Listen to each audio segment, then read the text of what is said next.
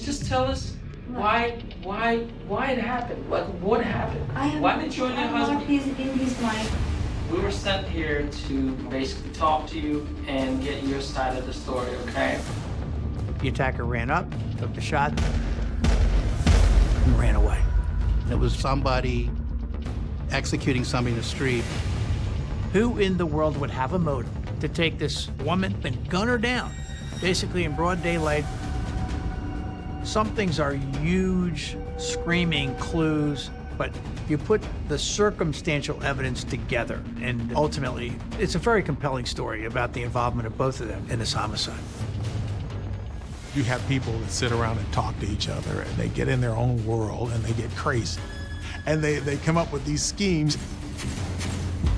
We're done. Seriously, we're done with you. You're gonna go down as this cold-blooded person. They were together on this. They cooked this thing up together. I just hope she don't blame this thing on you. There are many things I would like to say. And let me give you the truth. You don't have the truth.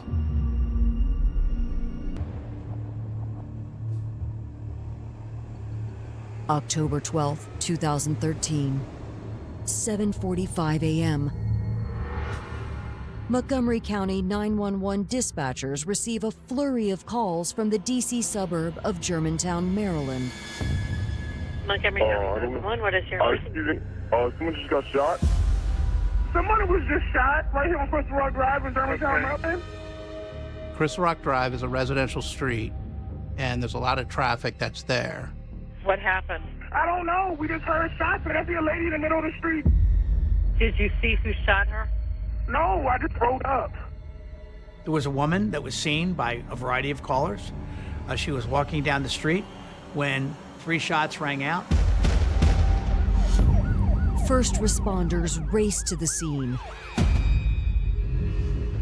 When they got there, they found a woman who was in her 40s down on the ground. She was severely injured. She was unconscious. She was not responsive to any of the officers. The injuries was a gunshot wound to the chest, a gunshot wound to the abdomen, and a gunshot wound to the back. And so authorities, rush her to the hospital. As the ambulance clears out, officers get to work processing the chaotic scene. On the ground, they see some of her personal effects, which includes her clothing, her purse, etc., that were out there.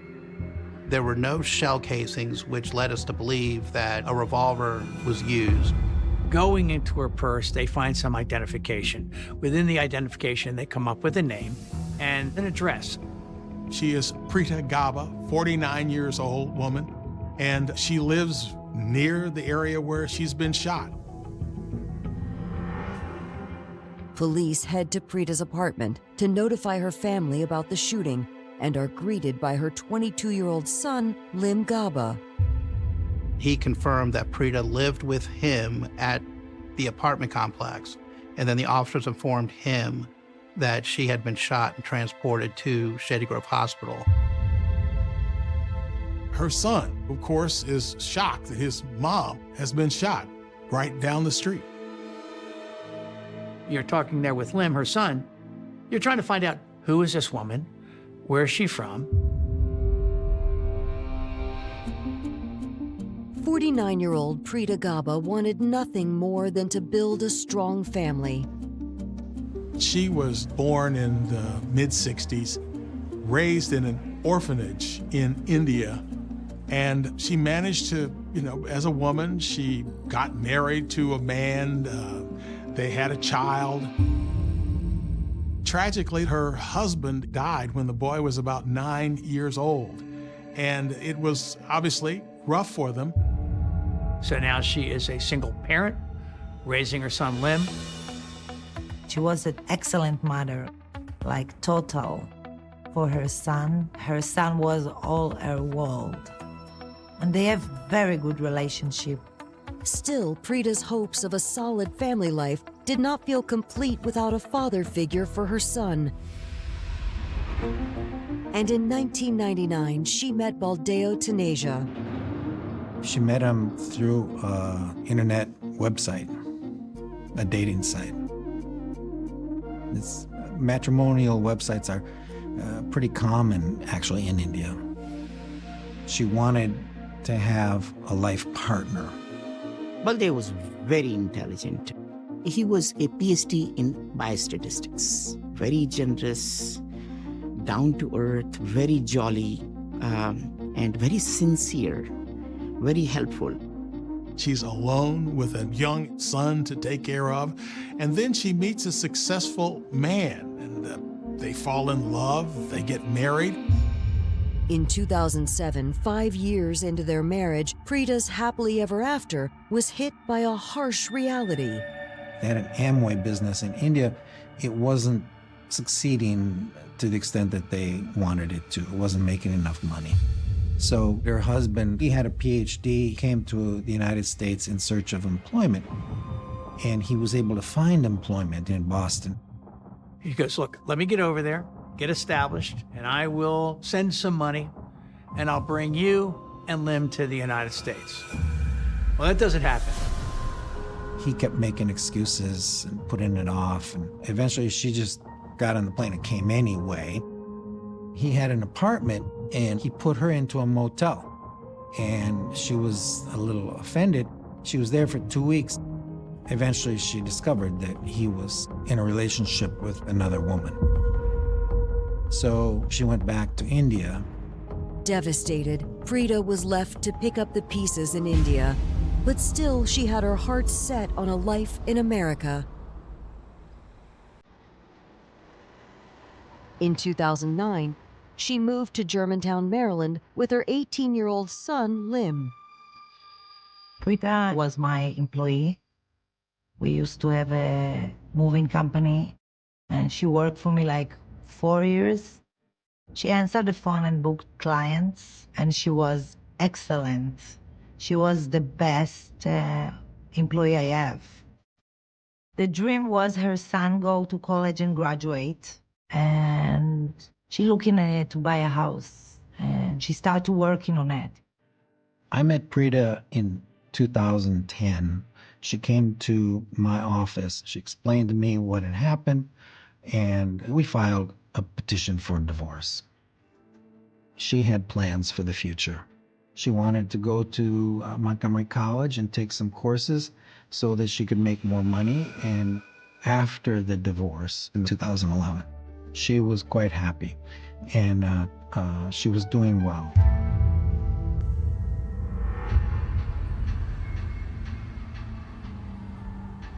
Just 4 years after immigrating to the United States, Preeta is fighting for her life in the hospital after being shot 3 times in broad daylight. And Montgomery County police officers are meeting with her son, 22-year-old Lim, to try to piece together what may have happened. Preeta doesn't have any enemies in the community, and she's a person that just wakes up in the morning, goes to work, and comes home. You're trying to find out who else are significant people in her life. Lim, her son, begins to tell their family story. My dad died when I was 10. My mom married this guy, Baldeo Taneja. Lim says at this point, Baldeo lives in Nashville, which is 600 miles away, and detectives think probably he's not a suspect. They ask, was there some other man in her life? And that's where we learned that she was dating a gentleman in the Germantown area. Lim said his mother didn't tell him a whole lot about this boyfriend, but that his stepfather told him, don't trust the boyfriend, he was a bad guy. So the detectives are interested in finding this boyfriend. Were they having any problems in a relationship? Coming up, as the suspect list grows, investigators begin to key in on a dangerous duo. There were witnesses that a woman shot her. What's the relationship been like? They do not talk or nothing. I don't contact them. They didn't want to have anything to do with it. These are people who are, I would just say, evil.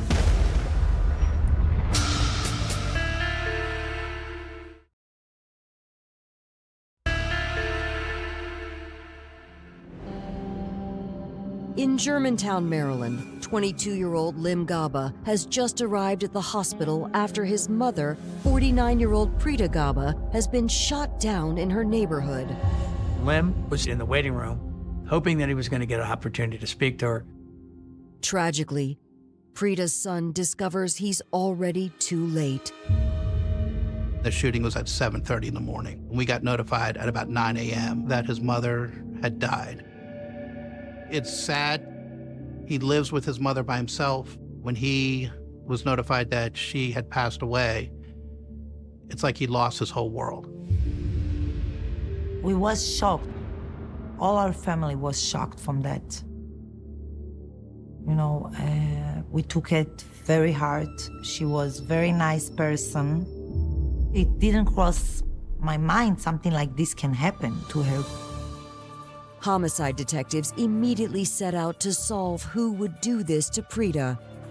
They start by re-examining the statement Preeta's son Lim provided to officers earlier that morning. Of course, anytime you have something like this, the first person that the police look at is the boyfriend or the husband or somebody like that. After officers talked to Lim, we learned that Preeta had a boyfriend, and we had to learn about him. So the boyfriend was the first suspect that the police focused in on because he was here locally. Detectives assign officers to locate Preeta's boyfriend. He was at work. He's a mattress salesman. They ask him what he knows about what's going on. You know, where were you at 7:30 in the morning when she's gunned down in the street?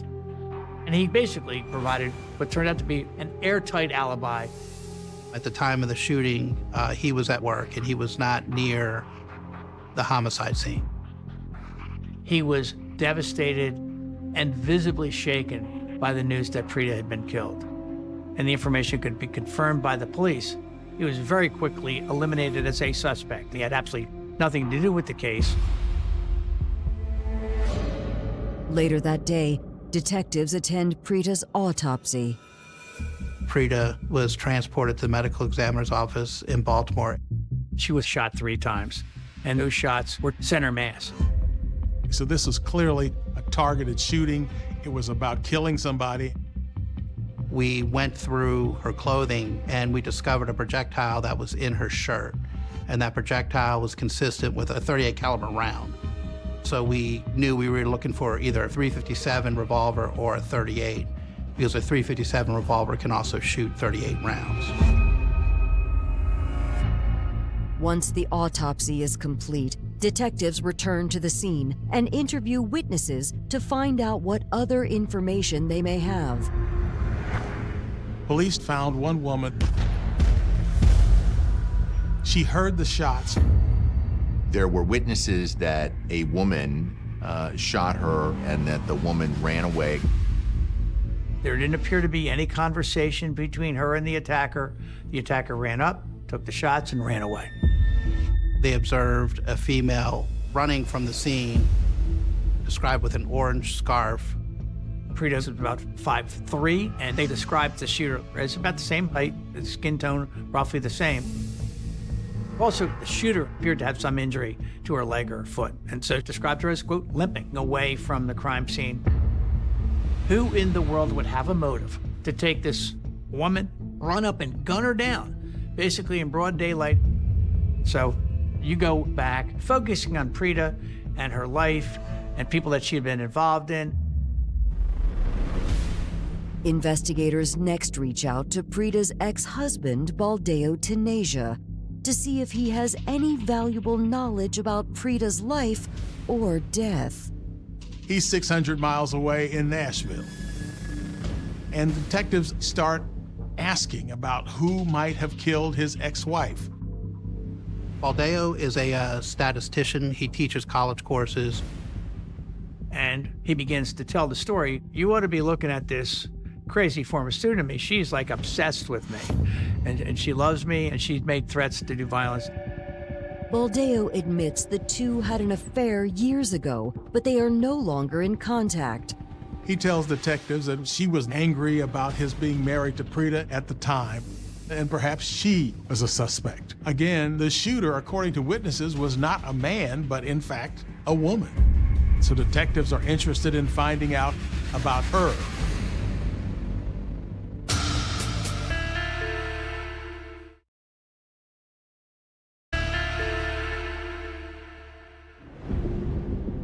Baldeo Taneja has offered investigators a potential lead for who shot and killed his ex-wife, 49-year-old Preeta Gaba, a former student who he had an affair with years prior. I was able to learn that this woman lived in the Boston area. Detective Reuben and I traveled to Boston and met her and explained to her the investigation and explained that she was basically being accused of committing this homicide. The young woman is quick to set the record straight. She said it was just the other way around. She was not obsessed with him. He was obsessed with her. Also, this student had an airtight alibi and was nowhere near Maryland. At the time of the homicide, she was at a festival in North Carolina, and she had on her phone checked in on Facebook showing that she wasn't in the area. She literally could not have done it and had nothing to do with it. Knowing that Baldeo led them to a dead end, investigators start to question his involvement in his ex-wife's death. They contact Preeta's son and her divorce attorney to learn more about her relationship with Baldeo. At the time of the homicide, they were divorced, and Baldeo is remarried to Raminder Kaur. Since the divorce, I guess, approximately 2 years ago, what's the relationship been like? They do not talk or nothing. I don't contact nothing. Recently, however, Preeta had been forced to make contact with Baldeo once again. After the divorce, she was entitled to 3 years of alimony.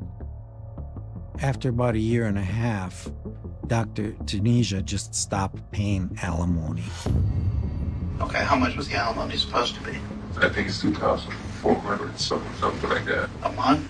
Yes, so I know they had a court date recently on October 10th because she didn't get paid for like 3 months or something like that. Okay, so 3 months, you talking about little, close to 10 grand? Yes, and he didn't show up. His lawyer said that he's still in Tennessee and they just asked for more time to pay that alimony. He was very upset with the amount of alimony that he had to pay, and it was very clear that there was some animosity between the victim, Preeta, and her former husband, Baldeo. Now, he becomes more of a suspect. He's got a motive.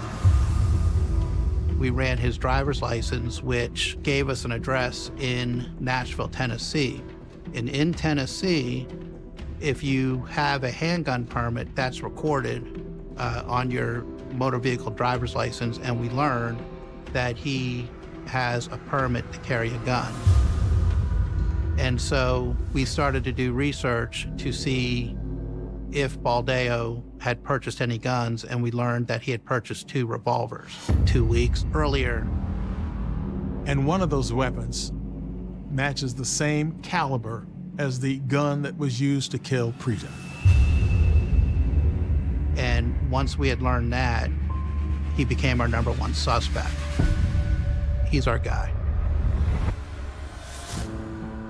But after the shooting, the description was of a female doing the shooting and running away. Baldeo lived down in Nashville, Tennessee, with his new wife, who he married after he had divorced the victim in this case. Raminder Kaur was an Indian immigrant, and she worked with him. She fit the overall description of the person who was identified as the shooter. And so that's when we decided that we're going to need to go to Tennessee. We made notification to Nashville Police Department to let them know that we were coming, and we landed in Nashville very early in the morning. We went to the neighborhood where Baldeo lives, and it's a townhouse community with one way in, one way out. And we were able to see that his car was sitting in front of his residence. Investigators spot Baldeo and Raminder exiting their home and driving off in the vehicle. At that point, myself and two detectives followed the vehicle, and we approach a traffic light. And Nashville City Police are at the front of the light. The suspects are behind them, and then we're behind the suspects, so they're sandwiched in. A decision was made to arrest Baldeo and Raminder right there on the street. And they also noticed that Raminder walks with a limp, which had been one of the clues that they'd heard from a witness in Montgomery County the day before.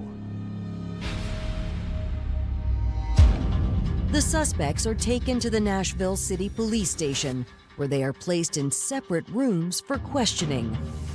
Prior to the interview starting, they were advised of their rights, and the interviews were done separately. Baldeo's interview was first. All right, sir. Mr. Taneja, right? Taneja. Taneja. We were sent here to basically talk to you and get your side of the story, okay? My first name is Baldeo Taneja. Let me tell you very bluntly, my wife is completely innocent.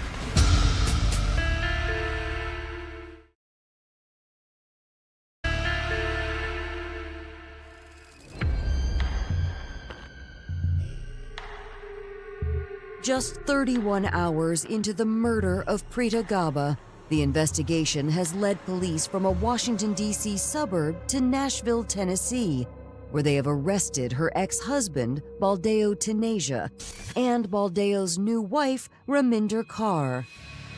Baldeo's interview was first, and he understood his rights, and he immediately stated he wanted a lawyer. After he stated he wanted a lawyer, he continued to talk, and we got basic background information. Baldeo Taneja was born and raised in India, the third child in a family of 7 boys. I came to United States in 1978. I was 28 years of age. I came to the Ohio State University to get my PhD. And after that, I joined our federal government in the agency FDA, Food and Drug Administration. I was part of the team approving human drugs. I worked there for 10 years, and then I got involved in a business known as Amway. And they were about to open in India at that time. So I resigned from my job in 2000 and went to India for 7 years. During that time, Baldeo fell in love with Preeta Gaba. We got married in 2002. She was a very good partner because she was very good in managing things. So that attracted me to her. When I came back from India in 2007, I moved to Boston, Massachusetts, because I had a job there. I was there for 1 year. Then I came to Rockville, Maryland, working with a company. Following his return to America in 2007, Baldeo was introduced to Raminder Kaur. Through a common friend, I met Raminder, and we started talking. I really got attracted to her because I saw very nice characteristics in her. You know, loving and caring character and all that. I fell in love with her, and I proposed to her, and she said yes, and we got married after I got my divorce from Preeta, and that happened in 2011. A lucrative job offer eventually took Baldeo and Raminder from Maryland to Nashville. They paid me $175,000 a year plus $25,000 bonus every year. That was the deal. So I just moved to Tennessee. I could make more money. They had no state tax, so I could save money. After learning more about Baldeo, investigators cut to the chase and confront him with Lim's allegation that he stopped paying his ex-wife alimony. I was paying her close to $2,500 a month, and I was happy with that because I was making tons of money at that time. We were able to reach an agreement that he would catch up his payments and he would not be found in contempt. And it was shortly after that she was killed. Baldeo also has an explanation for the 2 handguns registered in his name. I was thinking maybe we should have one because we live in the area. Where he lived, or at least in his perception, it was a higher crime area in Tennessee. I bought the guns so that I can protect myself and I can protect Raminder and my family because there were gang shootings in the neighborhood. That was the reason. Raminder was totally against the guns. She has never touched a gun in her life. But I decided to buy anyway, and she went along with that. I ended up buying 2 guns, one for the house, one for the car. He denied any involvement in the homicide, but with them purchasing guns that were revolvers in Nashville, we were confident that this is our couple. They planned this murder, and they came to Washington, D.C. area to kill Preeta Gaba. So you're getting a search warrant, obviously, for your house and for your car, okay? Mm-hmm. So we're gonna recover those handguns, okay? Okay, so I'll be completely straight up with you, right? I mean, one of those guns is gonna be a murder weapon in our case. Mm-hmm. So when we talk to your wife, I just hope she don't blame this thing on you. Investigators next question Raminder, the presumed shooter, to see if she'll admit to her or Baldeo's involvement in Preeta's murder. The shooter clearly appeared to be a woman, and we believe Raminder was the shooter. But she denied any involvement in the homicide. What you want from me? I have nothing to do with anything. As investigators press Raminder, she continues to deny knowing anything about the crime. Just tell us why it happened. What happened? Why did you and your husband? He's in his mind. I'm not talking about him. We're done. Seriously, we're done with you. You're gonna go down as this cold-blooded person. While Baldeo and Raminder are held in custody, investigators continue to build their case against the couple and secure warrants for their phone records. You're trying to find out where were they when the shooting took place. In a lot of ways we track people is we use cell phone records. It's a personal tracker. If your phone's on, we know where you are. They begin to realize the phone records are showing them initially in Nashville, but basically taking a path that looks like they are traveling and coming to Montgomery County. And this is based on the geopositioning of the cell tower information that we got from the provider. The phone records show that the phones stayed in the Rockville area where they had checked into the Red Roof Inn, which is 10 minutes away from the shooting scene. When investigators contact the hotel, they receive concrete proof that the couple was in Montgomery County together on the day of Preeta's murder. We have video of him and Raminder checking into the hotel. They checked in the night before, they left the next day. All the pieces began to come together.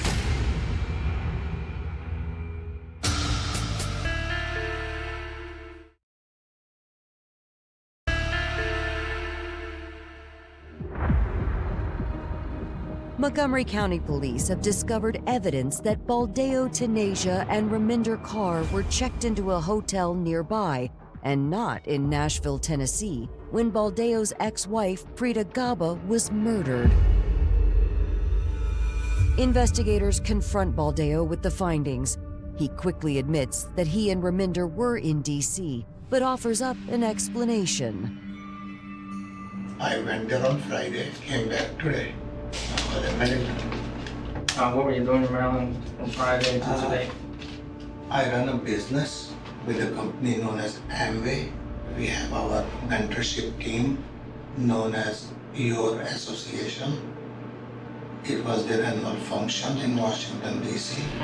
So I went there to attend that. Who did you go with? My wife. Baldeo continues to deny that he and Raminder had any involvement in his ex-wife's murder. But investigators believe this is just another lie. You're going to be brought up to Maryland for the conspiracy and murder charge. Following Baldeo's interrogation, investigators look into the conference Baldeo claimed he and his wife had attended. We researched Amway and learned that there was indeed a conference in Washington, D.C., and we were able to confirm that Baldeo did attend the conference. When investigators track down conference attendees, Baldeo's alibi falls apart. Somebody that was there that spoke to Baldeo explained to us that Baldeo was there for a very short amount of time. They were seen for about 15 to 30 minutes by the people who were there. At one point, invited to lunch, and Baldeo said that his wife was ill. They talked to other people there, the police did, and they said that she didn't look ill to them. You come up for the Amway convention, stay in the city. This community, Germantown, is 25 miles outside of Washington, D.C. And his phone was stationary on the 11th, and it goes off for hours, goes back on, and then it shows, after the shooting on the 12th, it shows movement into the District of Columbia. I think he was developing an alibi. After they do literally a drive-by at the Amway convention, they're back in their car on their way back to Nashville. Investigators immediately file a search warrant for the couple's Nashville residence. They find notes that Baldeo had written detailing information from a gun safety course. One of the things that the instructor told them was that handgun, that they leave shell casings behind. However, with a revolver, they do not. And so he's written all of this stuff down. Those notes were relevant because we knew that we were looking for revolvers. At the residence, we did find documents of communications with Prita and Baldeo that reinforced that the divorce was contentious. He didn't want to pay alimony to his wife, didn't want to have anything to do with her, thought that he could just kick her to the curb and be done with her. He was $10,000 behind in payments. She had filed suit against him, and apparently just before the homicide, they had reached some sort of agreement where he agreed to pay all the alimony. He had already paid 2/3 of the alimony that he had to pay. But it had been a very high conflict, acrimonious divorce. Next, investigators conduct a search on the car Baldeo and Raminder were driving at the time of their arrest. Recovered from the car 2 revolvers. Those guns were analyzed by our forensics unit, and they were able to determine that the Ruger LCR was the weapon that was used in the homicide. And what was interesting is we also found a wig and hair dye. Who's running around with wigs and hair dyes and disguises in their car? People who don't want to be identified. I believe that the wig was used to disguise the shooter at the time of the murder. But either one of them could have worn the wig. Coming up, Baldeo Taneja speaks out about Prita Gaba's murder for the first time. Is there anything that you want to say to Lim or to Prita's loved ones? Is there anything? Yes, the truth, what really happened.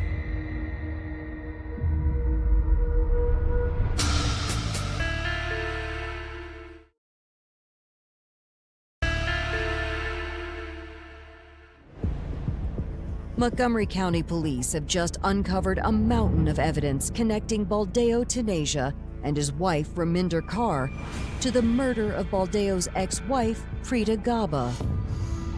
At the indictment, they were charged with first-degree murder, conspiracy to commit first-degree murder, and use of a handgun during a felony. Prosecutors decided to try both Raminder and Baldeo together. When the trial begins in late July 2014, the prosecution argues why both Baldeo and Raminder are at fault. Baldeo makes a fairly nice living, and the neighborhood he was living in Nashville, wasn't the best neighborhood. And I believe that Raminder was upset that they couldn't live or move up the social ladder due to the fact that he had to continue making alimony payments to Preeta. I think what happens is you have people that sit around and talk to each other, and they get in their own world and they get crazy. And they come up with these schemes. These are people who are, I would just say, evil. I mean, when you have decided in your 60s that you would rather kill somebody than pay alimony for a couple of years, then that's evil. Prosecutor's theory was Baldeo, Taneja, and Raminder Kaur conspired and killed Preeta Gabba. No one can prove that. That's the problem. My defense attorney, Andrew Jacek, came up with defense theory. The nature of the defense is that there was some other person that wanted revenge against her, and that Baldeo, a guy that was very successful, had everything to lose, would never do something like this. It was very easy for me to pay her $2,500 a month, and Raminder never said anything against it. They were convicted, both of them, of murder and conspiracy to first-degree murder.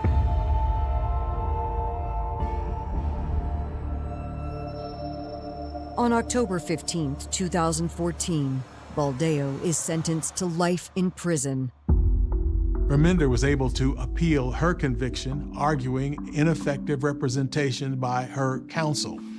And so Raminder got another trial in 2016 and was again found guilty. And in January of 2017, Raminder Kaur was also sentenced to life in prison for the murder of Preeta Gabba.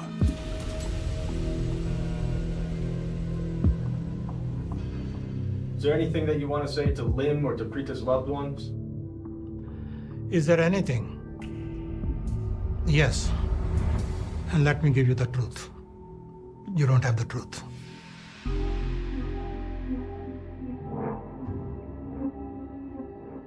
Weekend of October 12, 13, and 14, business conference was happening in Washington, D.C.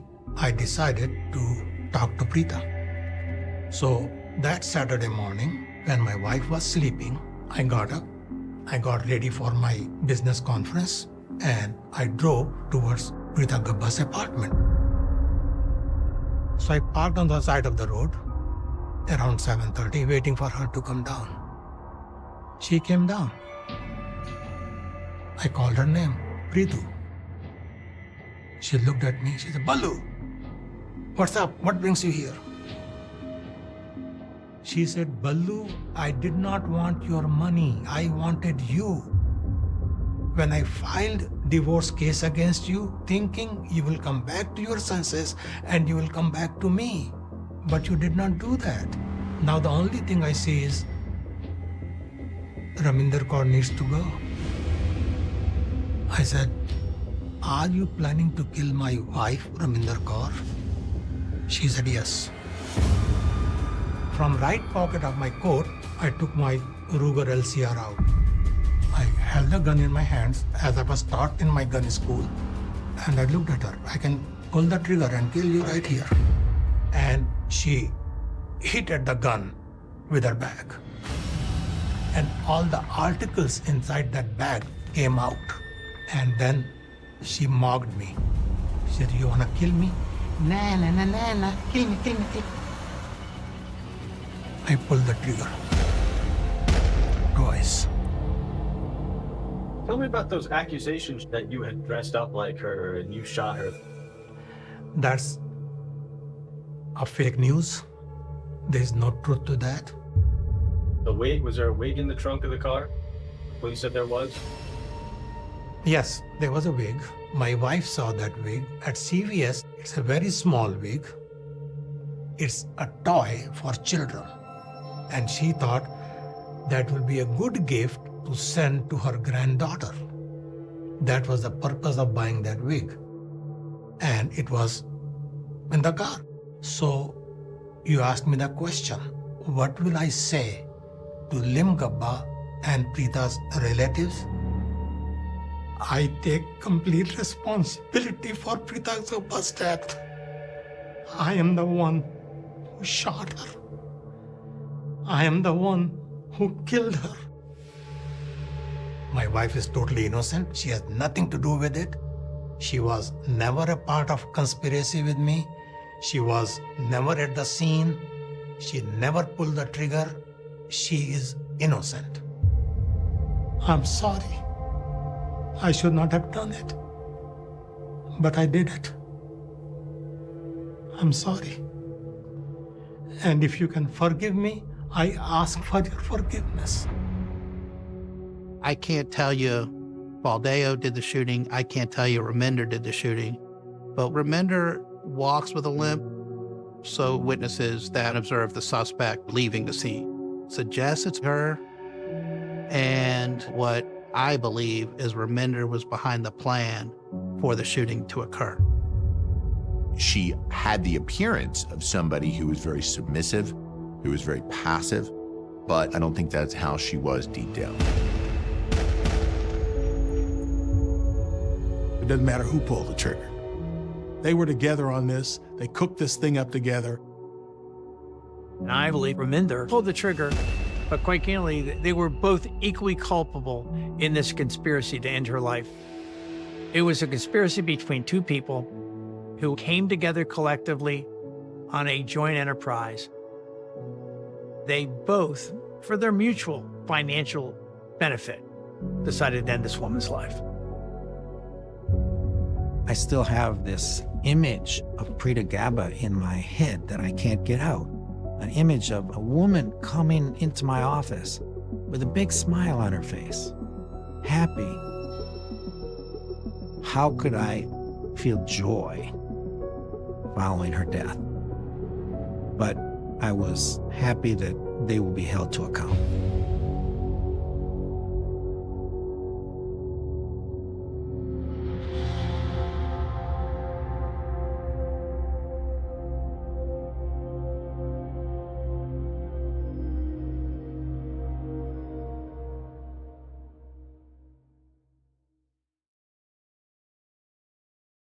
The phone call came like so many others in missing person cases, a moment when a family realizes that something is terribly wrong. A person who should have answered did not answer. A person who should have returned home did not return. And as the hours passed, the silence became something far more frightening than any single piece of evidence. Susan Galvin was young, with a life ahead of her, a circle of people who knew her, and a future that seemed ordinary. But one day, that ordinary future came to an abrupt end. She disappeared, leaving behind questions that would follow investigators, relatives, and an entire community for decades. At first, it was a disappearance. Then it became a mystery. And eventually, it became a cold case, one of those haunting investigations where time seems to move forward, but the truth remains frozen in the past. For years, Susan Galvin's name remained connected to one of the most difficult questions law enforcement can face. What happened when someone vanished, and why did the person responsible manage to escape justice for so long? The case began during a period when many investigations depended heavily on eyewitness accounts, physical evidence collected at the scene, and traditional detective work. The technology that would later transform criminal investigations, advanced DNA testing, digital databases, and modern forensic techniques, did not yet exist. That meant investigators had to rely on the clues available at the time. And sometimes, the smallest clue becomes the difference between an open case and a forgotten one. Susan Galvin's disappearance immediately created uncertainty.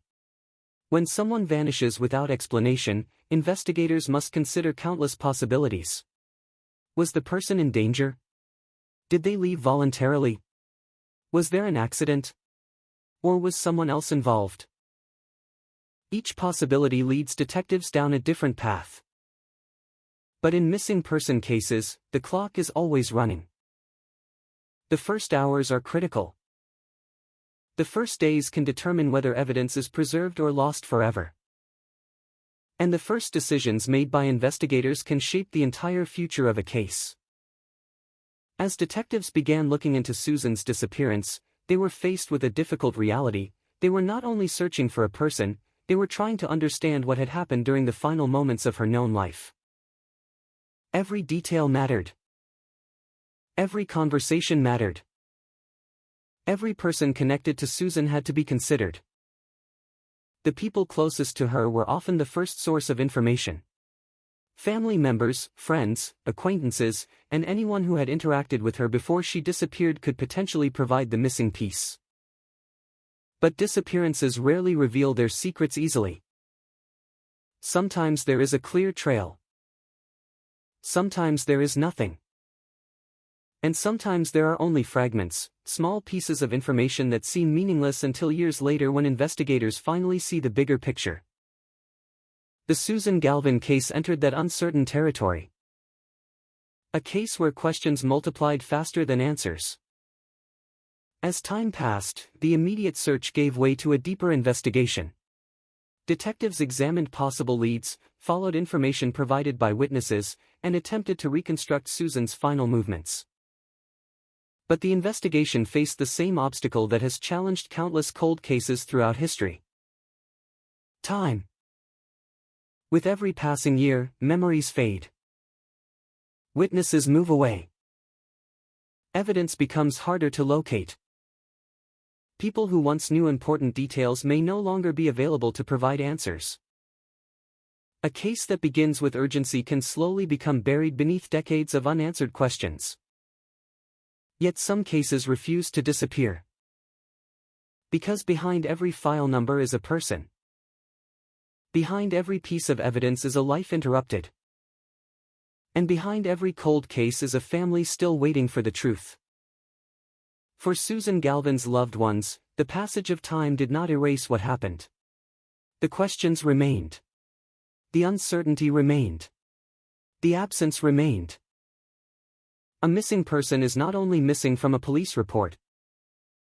They are missing from birthdays, holidays, family gatherings, and everyday moments that continue without them.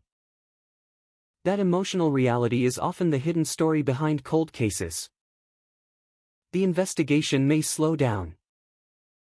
The headlines may fade. But for those closest to the victim, the search never truly ends. As the years went on, the case became part of a larger pattern seen across unresolved investigations in America, cases that seemed impossible to solve until new information, new technology, or unexpected revelations changed everything.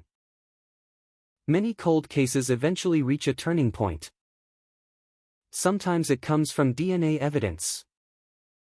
Sometimes from a forgotten witness. Sometimes from a confession. And sometimes from information that comes from a place investigators never expected. The most difficult cases often contain one element that keeps them alive. A question that has never been answered. In Susan Galvin's case, that question remained at the center of the investigation. Who was responsible? And why did the truth remain hidden for so many years? For decades, the case existed in a state between the past and the present. Investigators continued to examine available information, while advances in forensic science created new opportunities to revisit old evidence. Cold cases have a unique quality. They are not always closed. They are waiting. Waiting for a new discovery. Waiting for a new witness. Waiting for someone to finally reveal what they know. And sometimes, the person who knows the truth is closer than anyone imagined. The story of Susan Galvin became one of those investigations where the passage of time did not bring an end, it only delayed the moment when long-hidden answers would finally begin to emerge. Because even after 50 years, a case can still speak. A piece of evidence can still matter. A forgotten detail can still return. And a secret that survived for decades can eventually find its way into the light. For decades, the name Susan Galvin remained attached to a question that refused to disappear. What happened? That question became heavier with every passing year. In the world of criminal investigations, time is often described as the enemy. Evidence deteriorates. Memories change. People who once held important information may never speak again. The urgency that surrounds a new investigation slowly fades into the quiet uncertainty of a cold case file. But some cases survive because the people left behind refuse to let them disappear. The disappearance of Susan Galvin was not simply an unsolved crime recorded in a police archive. It was a story carried by family members who continued to search for answers, investigators who continued to examine possibilities, and a community that remained haunted by the possibility that someone knew more than they ever revealed. When investigators revisit an old case, they are forced to look at the past with new eyes. The questions may be the same, but the tools are different. Modern detectives often begin by reviewing everything that came before them. They examine original reports, interview notes, witness statements, photographs, physical evidence, and every detail that previous investigators collected. A case that once seemed to have no direction can sometimes reveal something hidden in plain sight. A name that was overlooked. A statement that did not receive enough attention. A contradiction that only becomes obvious years later. Cold cases often turn not because a brand new clue suddenly appears, but because old information is finally understood in a new way. For Susan Galvin's case, the passage of time created both challenges and opportunities. The challenge was obvious.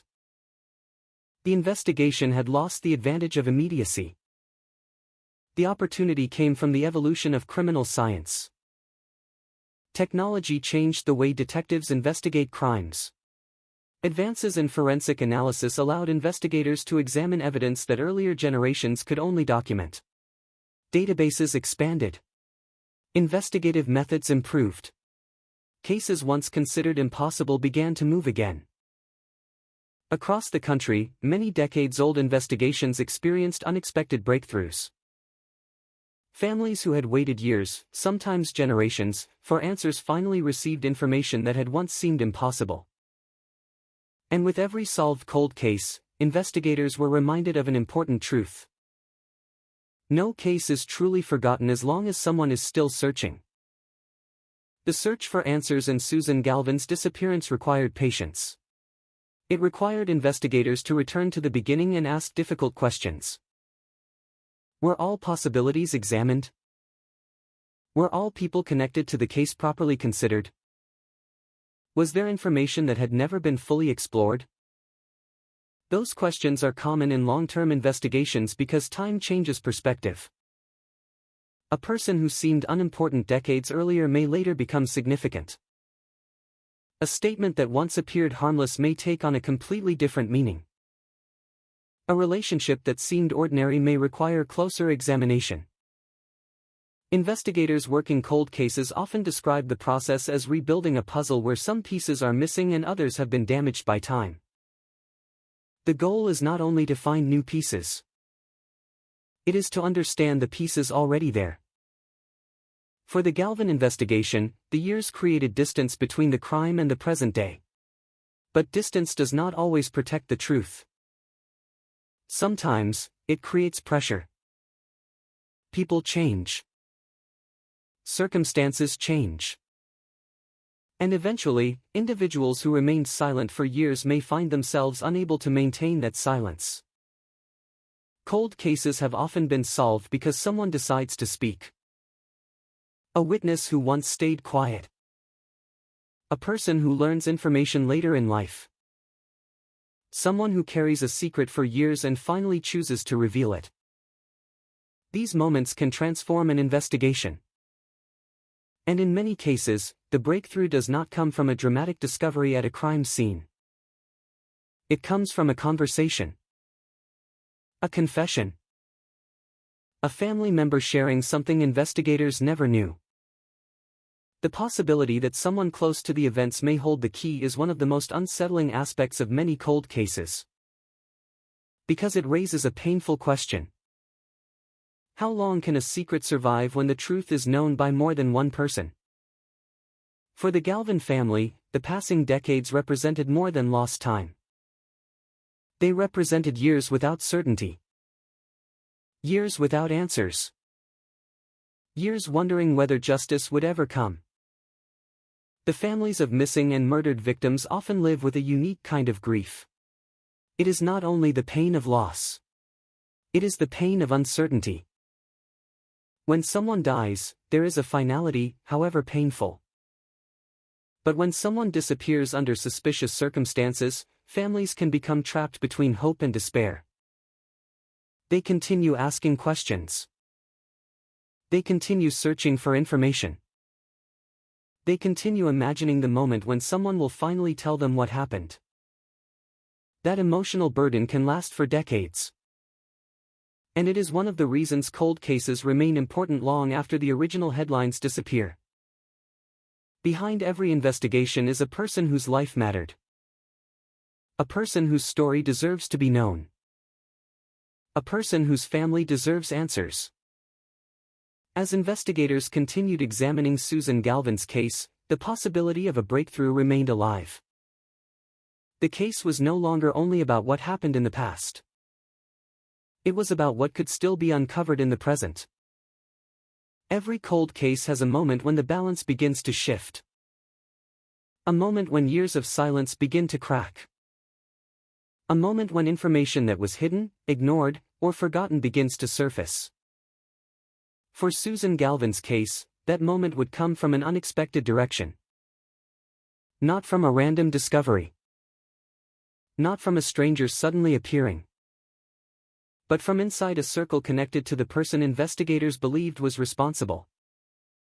A revelation that would force authorities to look back at everything they thought they knew. Because sometimes, after decades of searching, the person who helps solve a mystery is not someone investigators find. Sometimes, they are someone who has been there all along. And when that person finally speaks, the entire case can change forever. For years, the Susan Galvin case existed in the shadows. A name in an old file. A photograph preserved in investigative records. A story that many believed might never have a conclusion. But cold cases have a strange way of surviving. They remain quietly waiting while the world moves on. Then, sometimes after decades of silence, a single piece of information can reopen everything. The breakthrough in Susan Galvin's case did not come from a dramatic discovery at a forgotten crime scene. It came from people. From memories. From words that had been held back for years. Because every unsolved case carries the possibility that someone, somewhere, knows more than they have ever revealed.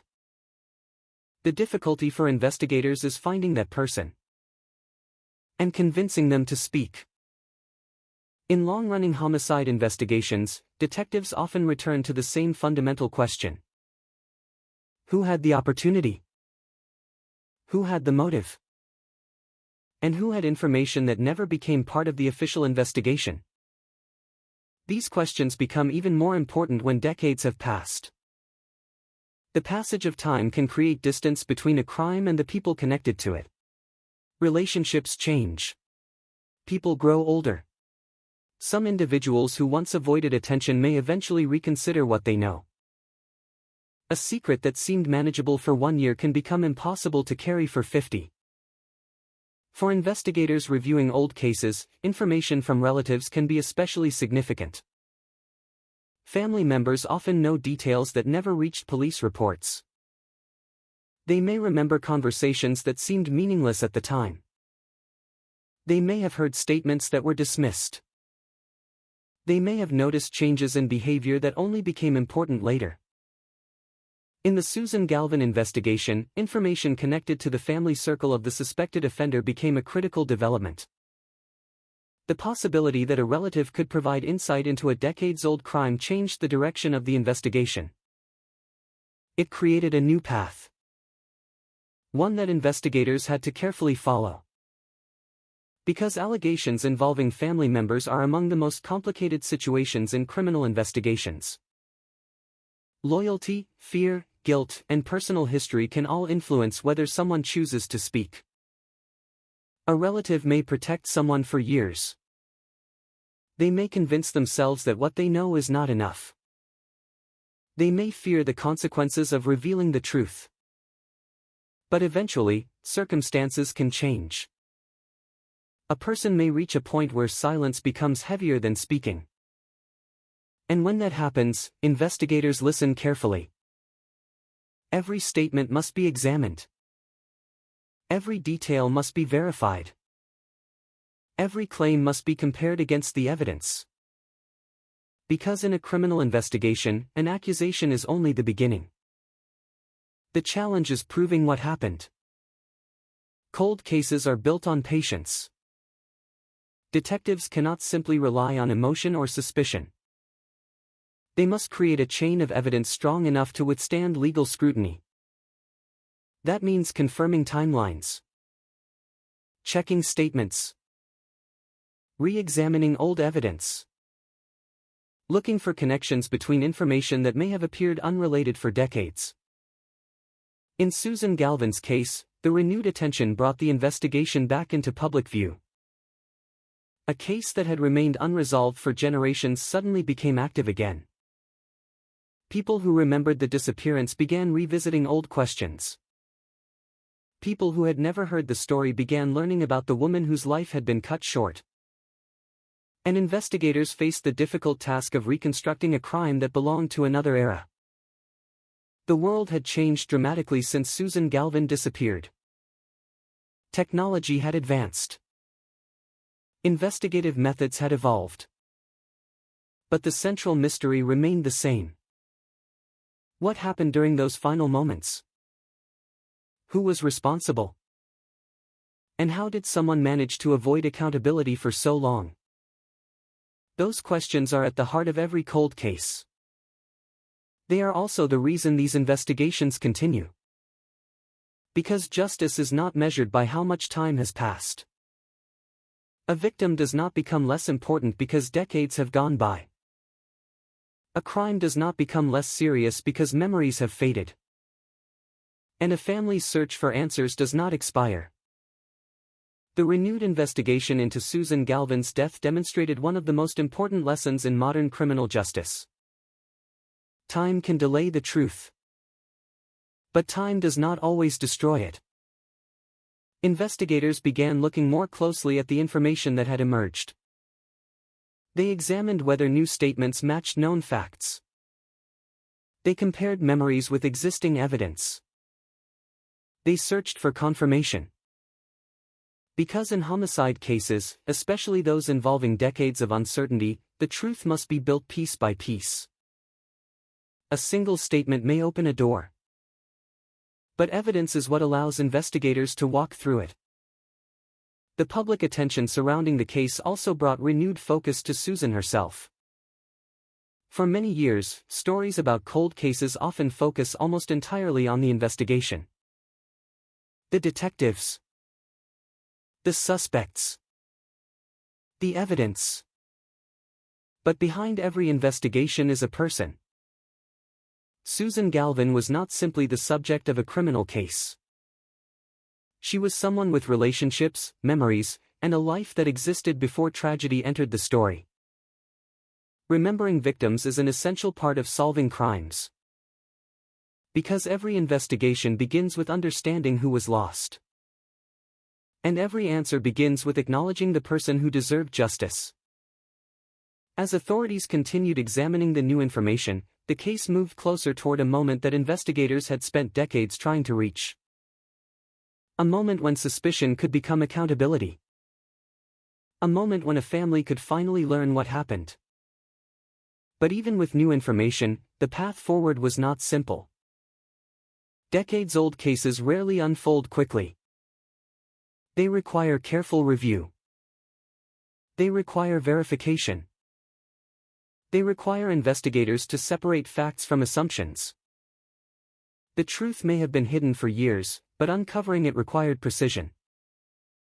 Because after 50 years, the question was no longer only whether someone knew what happened to Susan Galvin. The question was whether the evidence could finally prove it. And as investigators continued following the trail of information, a disturbing possibility began to emerge. The answer may have been closer than anyone expected. The person connected to the crime may not have been a stranger. The secret may not have been hidden far away. It may have existed within the very circle of people who surrounded the events from the beginning. And after decades of silence, those secrets were beginning to surface. For half a century, the unanswered questions surrounding Susan Galvin's death remained a painful reminder of how difficult justice can be when time becomes the greatest obstacle. But time also has another effect. It changes people. It changes relationships. And sometimes, it changes the willingness of someone to finally reveal what they know. In cold cases, investigators often wait years for a moment that may never come, a new witness, a forgotten piece of evidence, or a person who decides that silence can no longer continue. For Susan Galvin's case, the possibility of answers came from an unexpected place. Not from a dramatic discovery hidden away in a forgotten location. Not from a sudden confession by the person investigators had been searching for. But from information that emerged through a family connection. A revelation that forced authorities to examine the case from a new perspective. When investigators receive new information after decades, they must approach it carefully. A statement made years later can be powerful. But it must also be tested. Memories are complicated. People remember events differently. Details can become blurred over time. That is why investigators do not simply look for a story. They look for confirmation. They compare statements with evidence. They examine whether timelines match. They search for details that could only be known by someone who was actually connected to the events. This process can take months or even years. Because solving a cold case is not only about finding a possible answer. It is about proving that answer beyond doubt. The renewed attention on Susan Galvin's case brought back memories from the time when she disappeared. People who lived through that period remembered the uncertainty. The questions. The fear. The feeling that something terrible had happened but that the truth remained hidden. When a person disappears under suspicious circumstances, communities often experience a unique kind of trauma. There is no immediate explanation. No clear ending. No opportunity to understand what happened. Instead, there is a space filled with unanswered questions. Where did she go? Who was the last person to see her? Was there something investigators missed? Was someone keeping a secret? For decades, those questions remained attached to Susan Galvin's name.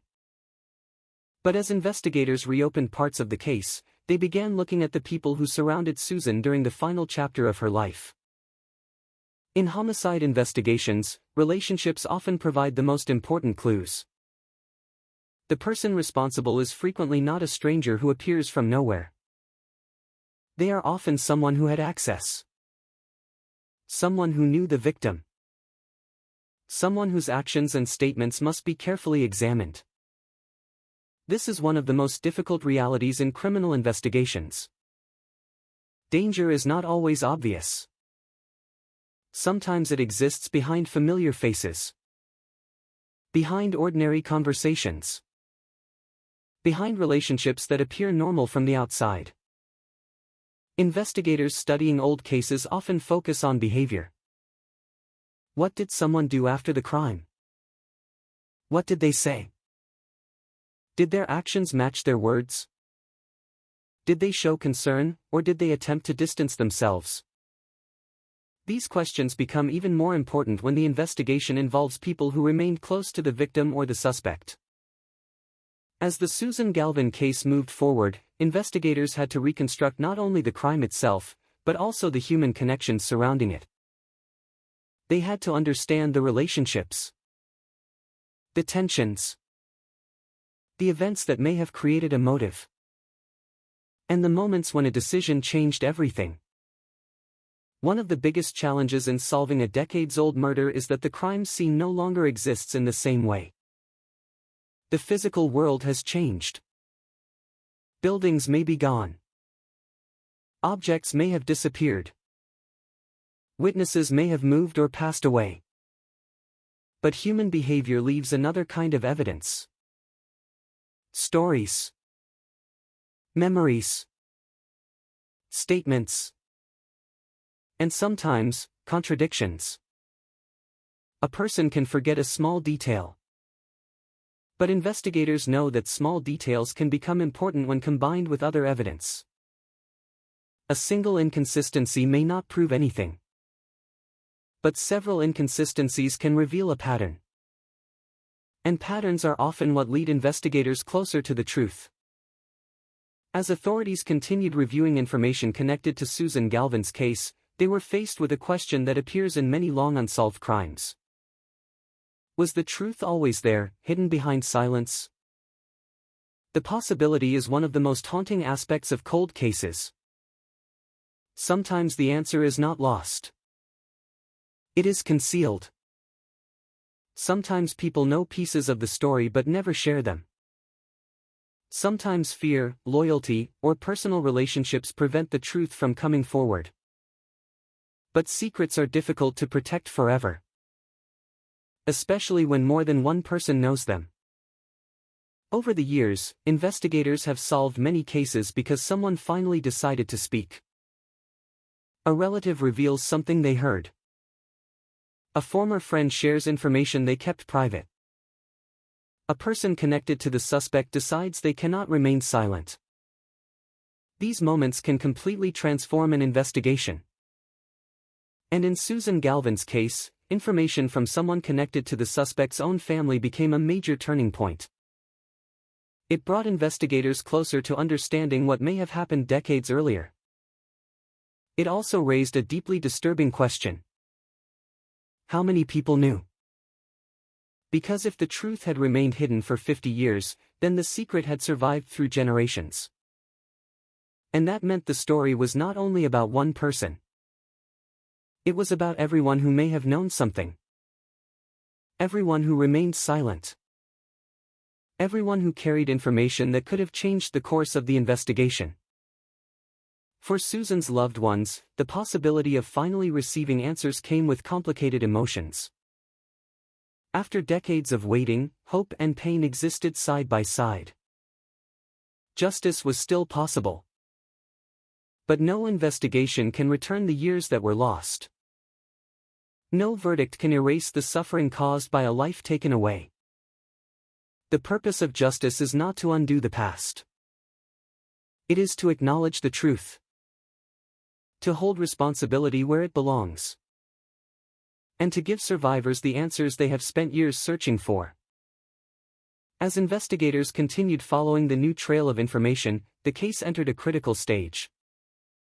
The mystery that had survived for decades was beginning to unravel. Old questions were being examined again. New information was being tested.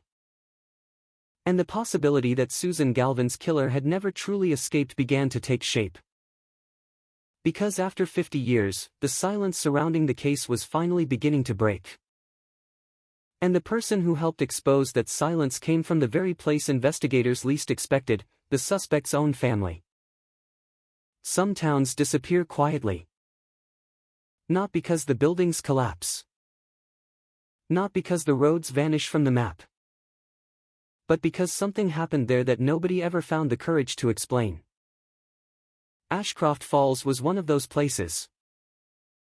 Nestled between endless pine forests and the cold waters of Black Hollow Lake, it looked like the kind of town where nothing extraordinary could ever happen. Fewer than 4,000 people called it home. Everyone knew everyone else. Front doors were left unlocked. Children rode bicycles until sunset. On Friday nights, families gathered beneath the yellow lights of the old community hall while local musicians played country songs that sounded older than the town itself. From the outside, Ashcroft Falls looked untouched by violence. It looked safe. That illusion lasted until the night of October 18, 1974. At exactly 9:17 p.m., 26-year-old elementary school teacher Evelyn Harper walked out of Jefferson Elementary carrying a leather satchel stuffed with graded spelling tests. A stack of handwritten lesson plans, and a paper bag containing half a homemade apple pie given to her by the mother of one of her students. Several teachers watched her leave. She laughed at something the school principal had said. She waved goodbye. She climbed into her pale blue Ford Maverick. She drove away. That was the last confirmed moment anyone ever saw Evelyn Harper alive. The drive from Jefferson Elementary to her small white farmhouse usually took no more than 18 minutes. She never arrived. At first, nobody worried. Teachers often stayed late preparing lessons. Evelyn was known to stop by the 24-hour diner for coffee or spend time grading assignments before going home. When she failed to answer her telephone that evening, her younger sister assumed she had simply gone to bed early. When she didn't appear at church choir rehearsal the following morning, concern quietly began to spread. By Saturday afternoon, concern had become panic. Her father drove the familiar route between the school and her home 3 separate times. Her fiancé, Michael Lawson, checked every roadside gas station. Friends searched parking lots. Neighbors knocked on doors. Nobody had seen her. At 4:42 p.m., the Ashcroft Falls Sheriff's Office officially opened a missing person investigation. Sheriff Harold Briggs believed it would be resolved within hours. Most disappearances in small towns were misunderstandings. Broken down cars. Family emergencies. Arguments. Someone wanting time alone. Nothing in Evelyn Harper's life suggested she would simply disappear. She had no financial troubles. No history of running away. No secret relationships. She was planning her wedding for the following spring. Invitations had already been discussed. A dress had been ordered. Flowers chosen. The future seemed carefully organized. People preparing to begin a new life rarely vanish without warning. By sunset, volunteers began combing wooded trails surrounding the highway. Flashlights danced between the trees. Dogs barked into darkness. Helicopters were requested from the county, but bad weather grounded them before midnight. Rain began falling shortly after 10. A slow, relentless rain. Detectives hated rain. Rain erased footprints. Rain diluted blood. Rain carried away fibers. Rain transformed evidence into mud. Whatever happened to Evelyn Harper had already become harder to solve.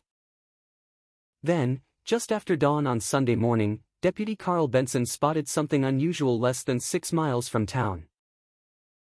A pale blue Ford Maverick rested on the shoulder of an abandoned logging road. Its engine was cold. The driver's side door stood partially open. The headlights had been switched off. Nothing appeared damaged. The keys remained in the ignition. Inside the vehicle sat Evelyn's handbag. Her wallet. Her driver's license. Cash. The unfinished apple pie. Even her reading glasses. Everything someone planning to leave voluntarily would normally take remained exactly where it should have been. Except Evelyn. She was gone. The discovery transformed a missing person investigation into something far more sinister. Crime scene tape surrounded the vehicle within minutes. Photographs documented every inch. Detectives searched for fingerprints. Tire impressions. Footprints. Broken branches. Anything. The rain had nearly erased everything. Only one detail immediately caught investigators' attention. The driver's seat had been pushed unusually far backward. Evelyn stood barely 5 feet 4 inches tall. She always drove with the seat pulled close to the steering wheel. Someone significantly taller appeared to have adjusted it. Whether that happened before or after she disappeared remained impossible to determine. The sheriff now faced a terrifying possibility. Someone else had been inside the car. Search teams expanded rapidly. State police arrived. Mounted volunteers crossed muddy fields. Divers searched Black Hollow Lake. Every abandoned cabin within 20 miles was inspected. Nothing. Not a single piece of clothing. Not a shoe. Not a strand of hair. No signs of violence. No ransom demand. No witnesses. The town had simply lost one of its own. News spread faster than investigators could answer questions. Within 48 hours, television crews arrived from neighboring counties. Newspapers printed Evelyn's smiling school photograph beneath headlines asking where the beloved teacher had gone. Parents kept children indoors after dark. Local businesses closed early. For the first time in living memory, Ashcroft Falls locked its doors. Fear became contagious. Rumors spread even faster. Some believed a drifter passing through had abducted her. Others whispered about escaped convicts despite none being reported nearby. A few claimed strange lights had been seen over Black Hollow Lake. Every conversation seemed to create another theory. None created evidence. Detective Raymond Cole from the State Bureau of Investigation took control of the case 3 days later. Unlike many officers, Cole disliked speculation. He believed every disappearance followed a sequence of events. People did not simply evaporate. Someone always knew something. The challenge was discovering who. He began by reconstructing Evelyn's final known hours minute by minute. Faculty records confirmed she attended a parent-teacher conference ending shortly after 9. 6 parents remembered speaking with her. The janitor recalled watching her carry papers to her car. A crossing guard saw her turn left toward County Route 12. Then, nothing. It was as though the road itself had swallowed her. Cole interviewed everyone close to Evelyn. Her parents. Her fiancé. Friends. Co-workers. Neighbors. Former classmates. The interviews painted a remarkably consistent portrait. Evelyn Harper was dependable. Patient.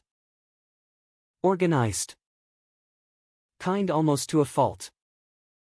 She volunteered at church. Tutored struggling students without pay. Remembered birthdays. Visited elderly neighbors every Sunday afternoon. Detectives often say that no victim is perfect. Every life contains conflict. Every relationship carries hidden tension. But despite weeks of investigation, they uncovered remarkably little that suggested Evelyn had enemies. That absence of motive became its own mystery. Meanwhile, forensic technicians processed the abandoned Ford Maverick. Several fingerprints were recovered. Every identifiable print belonged either to Evelyn or individuals with legitimate reasons to have touched the vehicle. No unidentified fingerprints survived the rain. Hair samples collected inside the car matched Evelyn. Fibers yielded nothing unusual. No blood. No weapon. No obvious struggle. One discovery puzzled investigators. The radio had been left switched on. Its battery was completely dead by the time deputies located the vehicle. Detectives debated whether Evelyn had accidentally left it running, or whether someone else had remained inside after abandoning the car. It was impossible to know. The case slowly drifted into uncertainty. Weeks became months. Searches continued. Tips flooded the sheriff's office. Most led nowhere. One farmer reported hearing screams. Another claimed to have seen a black pickup truck speeding away from the logging road. A waitress believed she had served Evelyn 2 towns away. Each lead generated hope. Each hope collapsed under investigation. Winter arrived early that year. Snow covered the forests where hundreds of volunteers had searched only weeks before.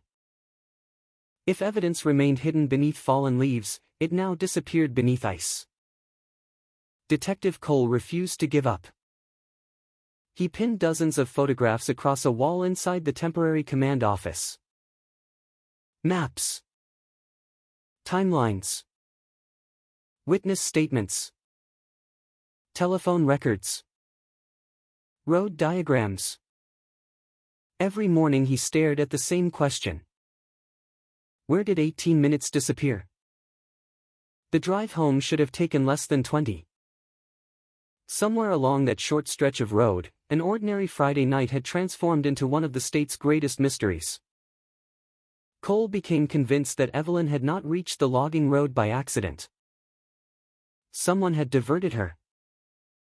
Someone she either trusted enough to stop for, or feared enough that she had no choice. But without evidence, theories remained exactly that. The investigation entered its second year. Public attention faded. Television cameras disappeared. Volunteers returned to normal life. The command center closed. Boxes of reports moved into county archives. Officially, the case remained active. Unofficially, everyone understood what that meant. Ashcroft Falls had produced another cold case. One more photograph on a shelf. One more family waiting beside a silent telephone. One more unanswered question. Yet hidden beneath stacks of reports, buried among thousands of pages that seemed ordinary, lay a detail so insignificant that no detective recognized its importance. Not in 1974. Not in 1975. Not even 10 years later. It would remain unnoticed for nearly half a century. Until one man, cleaning out his dead father's attic, opened an old rusted metal box that had never been meant to survive. And inside that box waited the first crack in 50 years of perfect silence. The metal box looked ordinary. Its gray paint had long since surrendered to rust, its corners bent from decades of neglect. A faded shipping label clung to one side, the ink so badly weathered that only a few scattered letters remained. It could have held old tax records, fishing equipment, or forgotten family photographs. Nothing about it suggested that it would one day force detectives to reopen the darkest chapter in Ashcroft Falls history. Daniel Mercer almost threw it away. His father had been dead for 3 weeks. The funeral was over. The casseroles delivered by sympathetic neighbors had stopped arriving. The condolences had become quiet nods from strangers at the grocery store. The old Mercer farmhouse, which had once echoed with arguments, laughter, and the creaking footsteps of 3 generations, now stood almost empty. Daniel had spent every weekend sorting through decades of accumulated possessions. Broken tools. Military uniforms.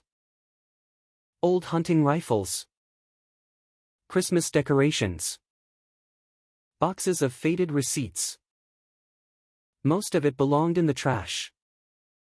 The attic was the last room. Dust floated through narrow beams of afternoon sunlight as Daniel climbed the wooden ladder carrying a flashlight and a cardboard box marked Keep. Every step stirred another cloud of insulation that had settled over the rafters sometime during the Reagan administration. His father had rarely allowed anyone into the attic. "It isn't safe up there," Thomas Mercer always said. Daniel never questioned it.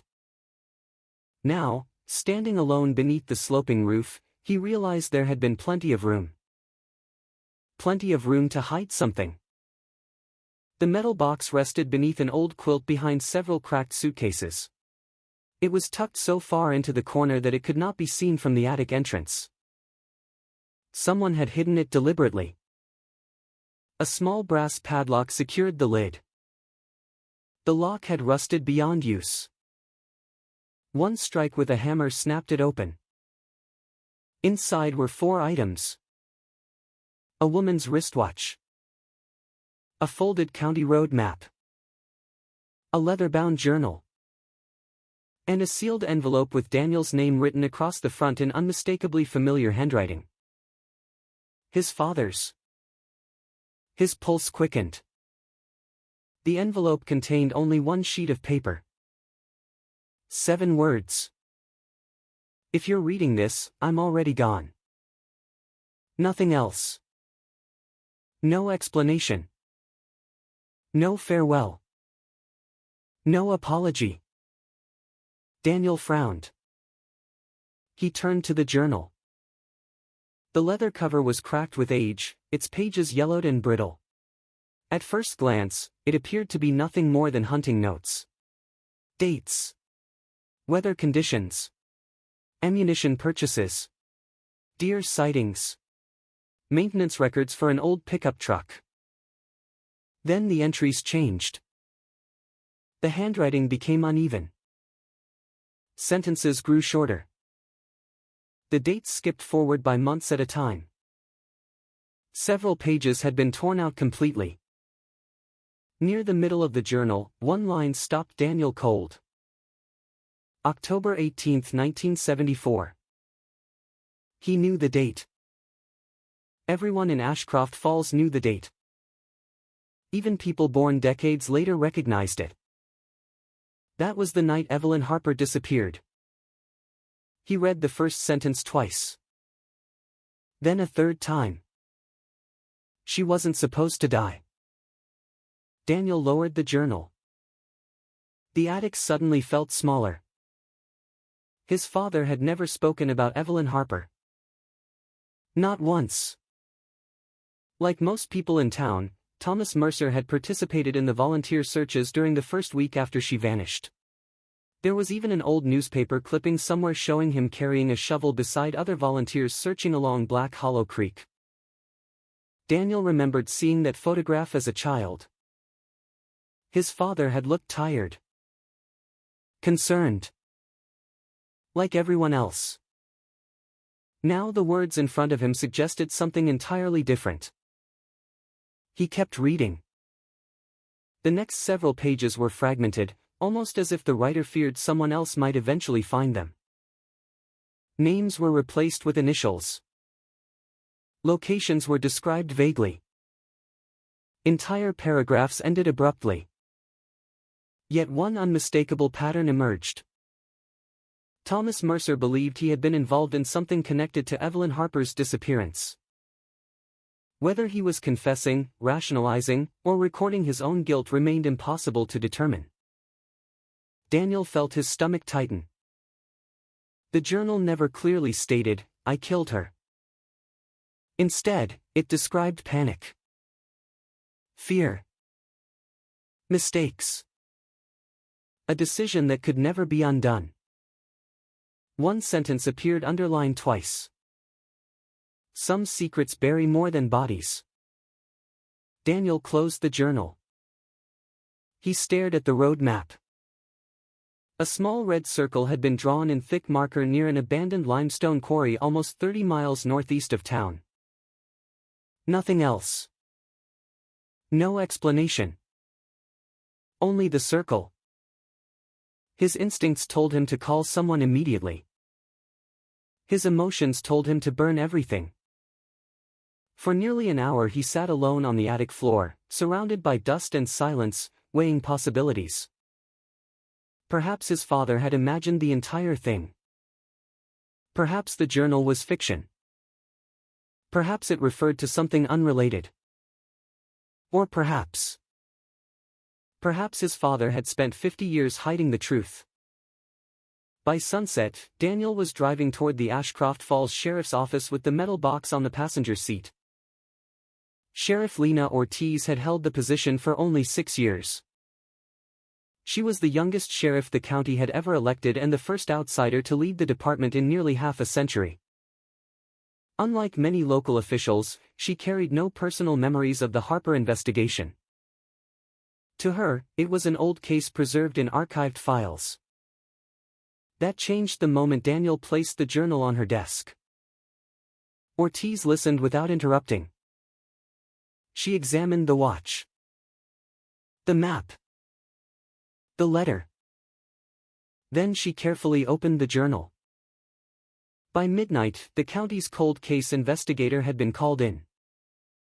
Retired State Bureau Detective Malcolm Reeves arrived shortly after 1 in the morning wearing jeans, an old canvas jacket, and the tired expression of a man who had spent decades chasing answers that rarely came. He had joined the Harper investigation in its final years before retirement. He knew every witness, every dead end, every rumor. When he saw the date inside the journal, he removed his glasses and rubbed his eyes. "I've waited 30 years for something like this," he said quietly. But experience had taught Reeves to distrust dramatic discoveries. Old journals could contain fantasies, false memories, deliberate lies. Every claim required verification. Nothing could be accepted at face value. Evidence first, conclusions later.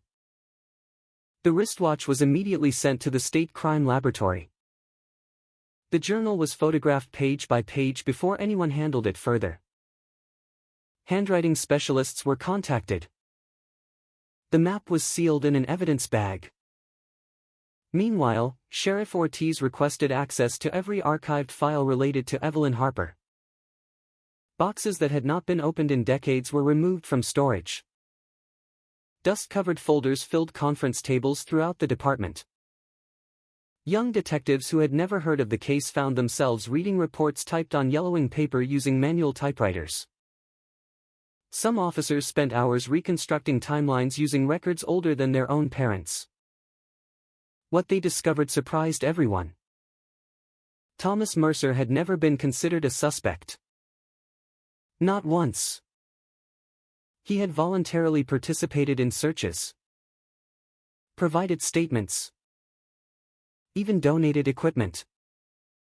His name appeared throughout the investigation only as a helpful citizen. Exactly the sort of man nobody questioned. Reeves stared at an old search photograph through a magnifying glass. There stood Thomas Mercer, mud covering his boots, holding a shovel, looking directly toward the camera. Behind him stretched the dense forest where volunteers searched for nearly 2 weeks. Reeves whispered something almost to himself. We were looking the wrong way. The laboratory completed its preliminary examination of the wristwatch 4 days later. It was manufactured in 1972. The serial number matched a model sold by only one jewelry store within 80 miles. Old sales records no longer existed. Still, investigators located an advertisement from 1973 featuring the exact design. Then something even more significant emerged. One of Evelyn Harper's closest friends had described her missing wristwatch during an interview conducted in October 1974. The description matched. Not perfectly, but closely enough to demand further investigation. The watch alone proved nothing. Thousands had been manufactured. Yet finding one hidden alongside a journal referencing Evelyn's disappearance was too much to ignore. Sheriff Ortiz authorized a search of the abandoned quarry marked on Thomas Mercer's map. Ground-penetrating radar units arrived before sunrise. Forensic archaeologists established a grid. Heavy machinery remained outside the perimeter. Every inch would be excavated by hand if necessary. News traveled fast. By lunchtime, satellite television trucks lined the narrow access road. Reporters stood before live cameras repeating words not heard in Ashcroft Falls for half a century. Evelyn Harper. Older residents stopped to watch. Some cried. Others simply stared. For the first time in decades, the town felt the weight of the unsolved mystery returning. But beneath the renewed attention, another question quietly emerged. If Thomas Mercer had hidden this box for 50 years, what else had he hidden? And was he truly confessing to murder? Or trying to protect someone whose name never appeared anywhere in the journal? The first shovel never struck bone. It struck limestone. A dull, hollow sound echoed across the abandoned quarry as forensic archaeologists carefully removed layers of soil that had remained undisturbed for decades. Every scoop was measured. Every photograph documented. Every inch of earth was treated as though it might contain the answer investigators had been chasing for half a century. Television cameras waited beyond the police tape. Residents gathered on the nearby hillside despite the cold morning wind. Some had searched these woods as teenagers. Now they watched as grandparents. Time had transformed faces. It had not erased the mystery. By the end of the first day, investigators had recovered nothing. No clothing. No human remains. No weapon. Only broken rock and tree roots that had slowly reclaimed the abandoned quarry. Sheriff Lena Ortiz refused to call off the search. Ground-penetrating radar had identified several unusual disturbances beneath the surface. They might have been old excavation pits. They might have been natural formations. Or they might have been something else entirely. No one was willing to guess. On the second morning, the excavation expanded nearly 30 yards east. The soil changed color. Dark brown became pale gray. Forensic anthropologist Dr. Emily Carter immediately noticed the difference. Soil doesn't change like this without a reason, she quietly told the search team. Minutes later, a technician uncovered several fragments of decayed canvas. The material appeared old. Very old. Carefully, investigators exposed the surrounding area. More fragments emerged. Rusted metal buttons. Leather that had almost dissolved into the earth. Then, nothing. No skeletal remains. No evidence of a burial. Whatever had once been there had either completely decomposed or never contained a body at all. Disappointment spread across the scene. The discovery raised more questions than answers. Why would Thomas Mercer mark this location if Evelyn Harper had never been buried there? Had investigators misunderstood the journal? Had Mercer deliberately misled whoever found it? Or had something been moved? Detective Malcolm Reeves stood at the edge of the excavation with folded arms. He kept returning to one sentence from the journal. Some secrets bury more than bodies. The wording bothered him. It sounded less like a confession. More like regret. Reeves had spent 38 years investigating violent crimes. He knew that guilty people often revealed the truth without realizing it. Not through direct admissions, but through language. Through what they chose to emphasize. Through what they carefully avoided saying. Thomas Mercer never wrote, "I buried Evelyn." He never wrote, "I killed her." Instead, every passage focused on consequences. Mistakes. Fear. Silence. It was the writing of a man haunted by something. But haunted as the killer. Or haunted as someone who helped cover up another person's crime. That distinction suddenly became critical. Meanwhile, another team began examining the journal itself. Modern forensic laboratories could reveal far more than detectives in 1974 ever imagined. Specialists photographed every page using infrared imaging. Indentation analysis revealed impressions left by writing on pages that had later been removed. Most impressions were unreadable. One was not. Only 3 words appeared clearly enough to identify. He made me. Nothing followed. The remaining sentence had vanished with the missing page decades earlier. Yet those 3 words altered the entire investigation. If authentic, they suggested coercion. Someone forcing Thomas Mercer to participate. Someone exercising enough control that even years later Mercer described himself as acting under another person's influence. Sheriff Ortiz immediately assembled her investigative team. A whiteboard filled with names covered one wall of the conference room.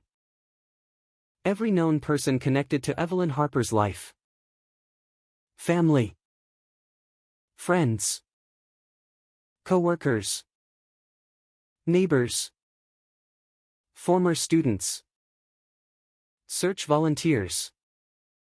Local business owners. Nearly 100 names. Thomas Mercer had always occupied a minor corner of that board. Now his photograph moved to the center. Lines spread outward toward everyone he knew. Patterns slowly emerged. Mercer had worked construction during the early 1970s. His employer operated throughout Ashcroft County. One project immediately caught investigators' attention. Road improvements along County Route 12. The exact highway Evelyn used the night she disappeared. Personnel records showed Mercer had not worked alone. 7 other men belonged to the same road crew. 5 had died. 1 lived in Arizona. 1 still resided quietly outside Ashcroft Falls. His name was Walter Gaines.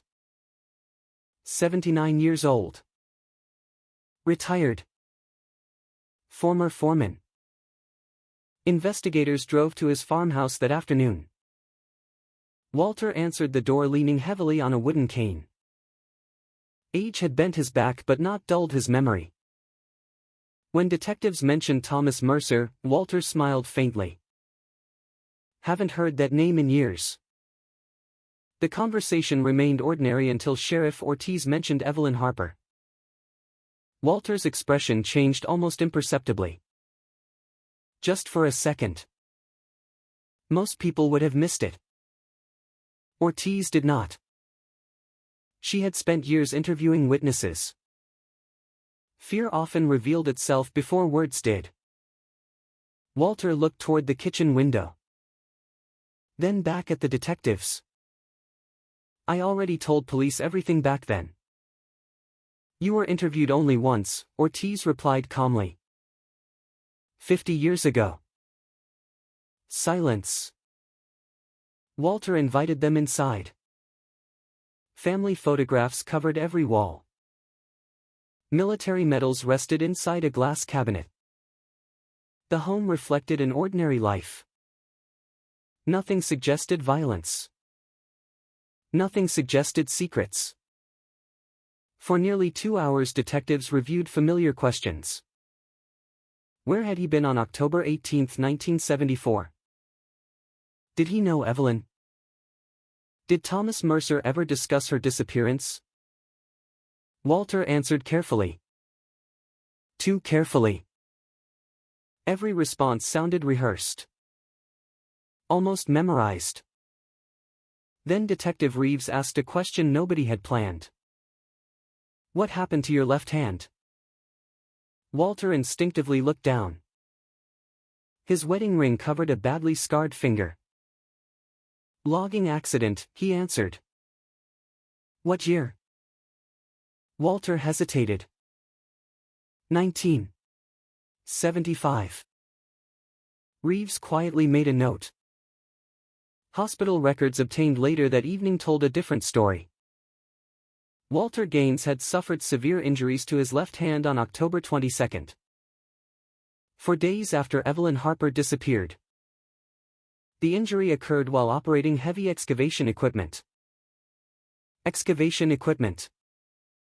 The same kind capable of moving large amounts of earth. Investigators suddenly found themselves looking at the timeline from an entirely new angle. The quarry marked on Thomas Mercer's map showed signs of previous digging. Walter Gaines operated excavation machinery. Thomas wrote, "He made me." None of these facts proved murder. Together, however, they suggested something investigators could no longer ignore. The original investigation may have overlooked a critical relationship. While Ortiz pursued Walter Gaines, forensic analysts continued examining Thomas Mercer's possessions recovered from the farmhouse. Most items appeared ordinary. Financial records, tax documents, old photographs. Then investigators discovered another hidden compartment. Not in the attic. Inside Thomas's workshop. Beneath a false drawer in an aging wooden tool chest. The compartment contained no journal. No confession. Only a small Polaroid photograph. The image had faded badly. 3 men stood beside a yellow bulldozer. Thomas Mercer, Walter Gaines, and a third man whose face had been scratched away with something sharp. Not blurred by time. Deliberately destroyed. The back of the photograph carried another handwritten note. He said nobody would ever find her. No name. No date. Just that sentence. Sheriff Ortiz stared at the photograph for a long time. If Thomas Mercer had written the note, then his silence had lasted 50 years. But even in death, he still refused to identify the man whose face had been erased. Why? Fear? Loyalty? Or because that man still held power long after the crime? The investigation now expanded beyond one possible suspect. It became the search for someone whose identity had survived only as a scratched-out silhouette. Someone important enough that Thomas Mercer hid every trace of him. Someone who may have spent the last 50 years living quietly among the people of Ashcroft Falls. Completely unaware that one forgotten photograph and 3 unfinished words were beginning to unravel the secret he believed would die with everyone who had helped bury it. By the end of the week, the investigation no longer resembled a cold case. It had become a race. Not against a fleeing suspect, but against time itself. Every surviving witness was now in their late 70s or 80s. Every delay carried the risk that another memory would disappear forever. Detectives understood they were working inside a narrowing window, where every interview could be the last. Sheriff Lena Ortiz divided the case into 3 separate teams. The first focused on the physical evidence recovered from Thomas Mercer's property. The second reconstructed every known movement of the road construction crew during October of 1974. The third began re-interviewing anyone still alive who had participated in the original search for Evelyn Harper. For the first time in 50 years, forgotten voices began speaking again. Some remembered almost nothing. Others remembered too much. One retired deputy admitted that several witness statements had never been formally documented because investigators at the time considered them unreliable. A former volunteer recalled seeing heavy machinery near the old quarry only days after Evelyn disappeared, but assumed it was part of routine road work. An elderly waitress remembered serving 3 exhausted construction workers late one evening. Mud covered their boots. One of them had washed his hands repeatedly in the restaurant sink, scrubbing so hard that the skin across his knuckles had begun to bleed. She had never forgotten that. At the time, she thought he was simply trying to remove grease. Now she wondered if it had been something else.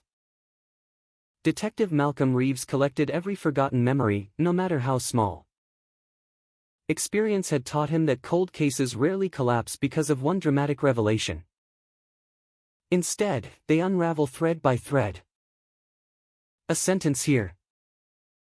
A receipt there. A forgotten photograph. A contradiction buried inside decades of routine. One afternoon, while reviewing employment records from the County Highway Department, Detective Sarah Nolan noticed something strange. The construction crew assigned to County Route 12 had officially stopped work at 4:30 p.m. every day that week. Except Friday, October 18th. That day's records showed overtime until 10:45 p.m. Nolan frowned. The payroll sheet listed 7 employees: Thomas Mercer, Walter Gaines, and 5 others.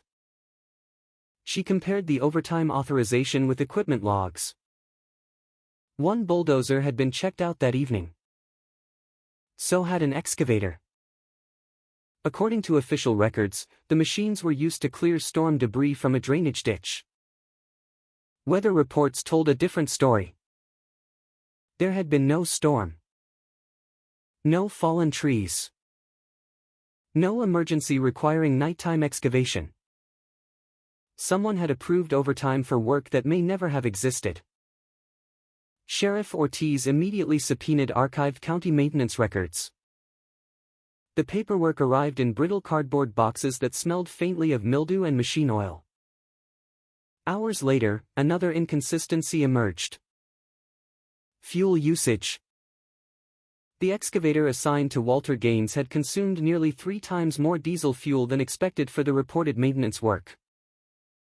Heavy digging. Hours of engine operation. Yet no corresponding repair report existed. The numbers refused to make sense. Unless the equipment had been used for something that never appeared on any official document. Meanwhile, forensic analysts completed a second examination of the wristwatch found inside Thomas Mercer's hidden box. Using modern microscopic techniques, they discovered tiny mineral deposits trapped beneath the corroded clasp. The particles were unusual. Not soil. Not household dust. Crushed limestone mixed with traces of red clay. Dr. Emily Carter immediately recognized the combination. The quarry, she said. But not the one on the map. Ashcroft County contained only one other limestone excavation. It had closed permanently in 1976. Unlike the abandoned quarry investigators had already searched, this one lay almost 12 miles farther north, hidden behind dense forests that had since reclaimed most of the access roads. Detectives drove there before sunrise. Nature had nearly erased the place. Young pine trees grew through cracked concrete. Rusted conveyor belts leaned sideways beneath vines. The entrance road had disappeared beneath decades of undergrowth. Few people even remembered it existed. Ground-penetrating radar was deployed once again. This time, the results were different. A large rectangular disturbance appeared nearly 6 feet below the surface. Unlike the first quarry, the anomaly displayed sharp edges inconsistent with natural geological formations. Silence spread across the excavation team. Nobody spoke. Nobody celebrated. Every investigator knew that hope could be dangerous. An anomaly was not a body. It was simply a reason to dig. For the next 14 hours, archaeologists removed soil one layer at a time. Every bucket was screened. Every artifact documented. At sunset, a technician uncovered the corner of a weathered wooden crate. The excavation stopped immediately. Floodlights illuminated the site as forensic specialists carefully exposed the object. The crate had collapsed inward long ago. Inside were broken pieces of construction equipment. Chains. Rusted tools. Old hydraulic hoses. Nothing connected to Evelyn Harper. At least not at first. As the final layer of debris was removed, Dr. Carter noticed something caught beneath one of the chains. A strip of pale blue fabric. Small. Tattered. Barely larger than a handkerchief. The color matched photographs of the dress Evelyn had been wearing the night she disappeared. Nobody moved. The fragment was photographed from every angle before being lifted into an evidence container. Whether it belonged to Evelyn would require laboratory analysis. But after 50 years, investigators had finally recovered something that might have been with her during her final hours. The discovery electrified the investigation.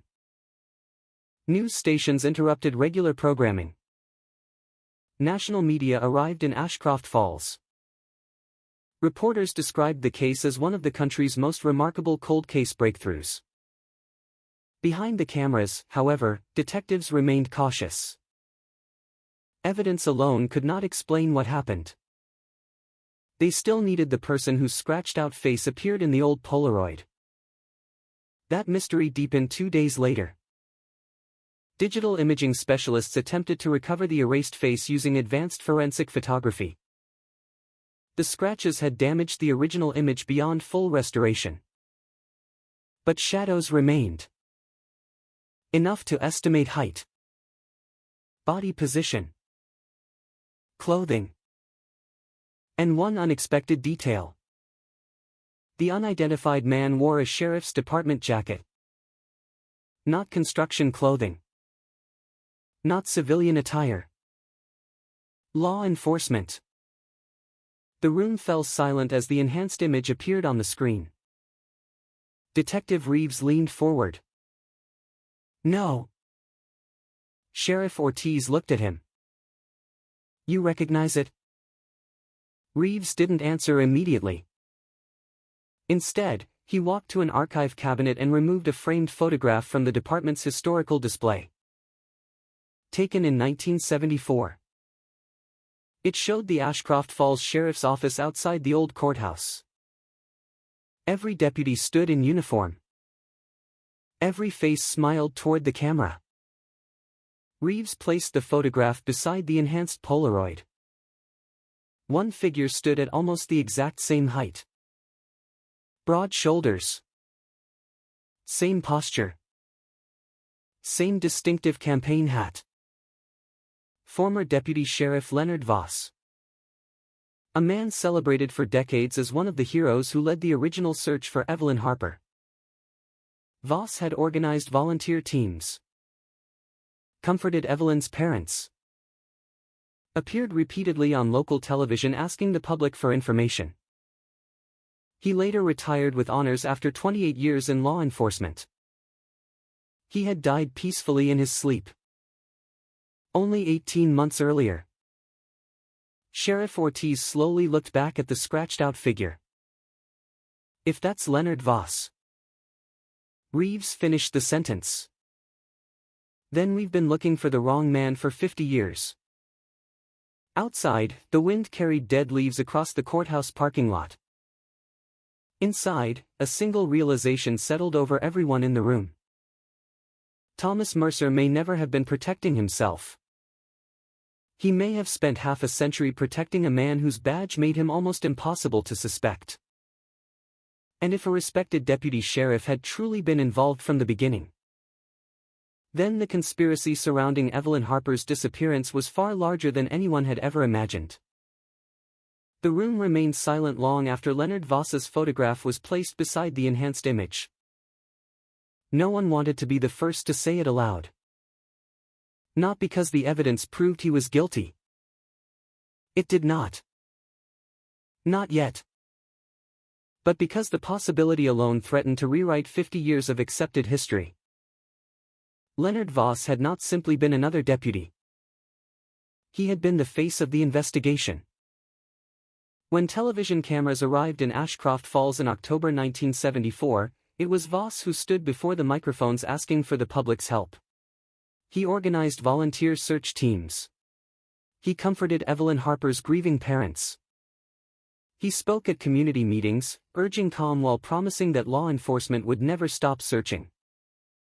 For decades, school children learned about the case through newspaper clippings featuring his photograph. He had become part of the story. Not as a suspect. As a hero.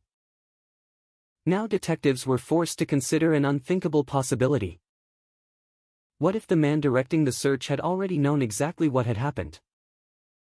Sheriff Lena Ortiz refused to allow speculation to outrun evidence. "We don't investigate reputations," she reminded her team. "We investigate facts."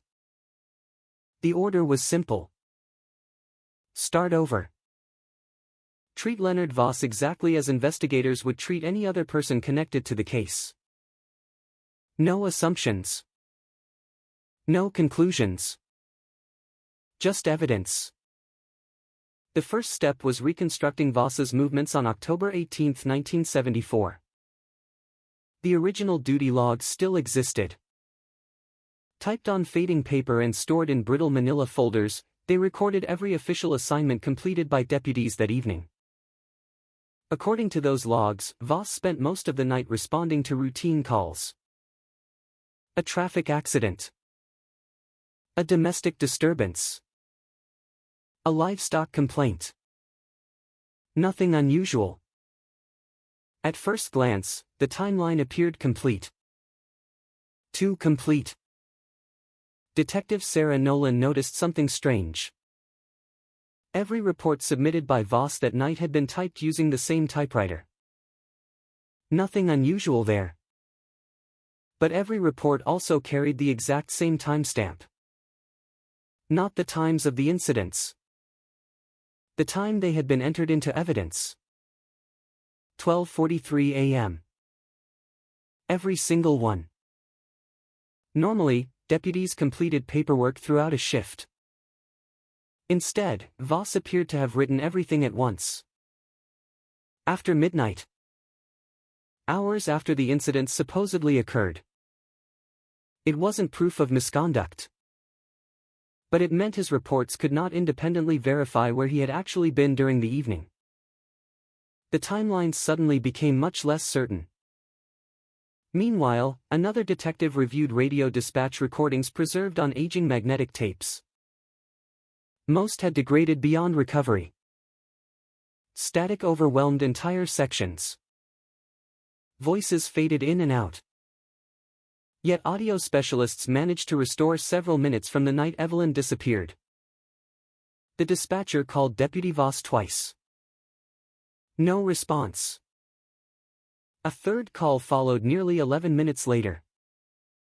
Again, silence. Only on the fourth attempt did Voss answer. His explanation was brief. Poor reception. In 1974, no one questioned it. Rural radio systems frequently lost signal. But modern investigators viewed those 11 missing minutes differently. 11 minutes during the exact period when Evelyn Harper vanished. 11 minutes no one could account for. Detective Reeves studied an enlarged highway map. Jefferson Elementary. County Route 12. The abandoned logging road. The second quarry. He measured distances repeatedly. Then he noticed something. If Leonard Voss had left his assigned patrol area and driven directly toward County Route 12, he could have reached the location where Evelyn's car was later found. And returned. Within approximately 11 minutes. The timing fit. Barely. Still, possibilities were not evidence. The investigation continued. 2 days later, forensic analysts completed DNA testing on the fragment of pale blue fabric recovered from the second quarry. The results disappointed everyone. No usable genetic material survived. 50 years underground had destroyed almost everything. The laboratory could only confirm one thing.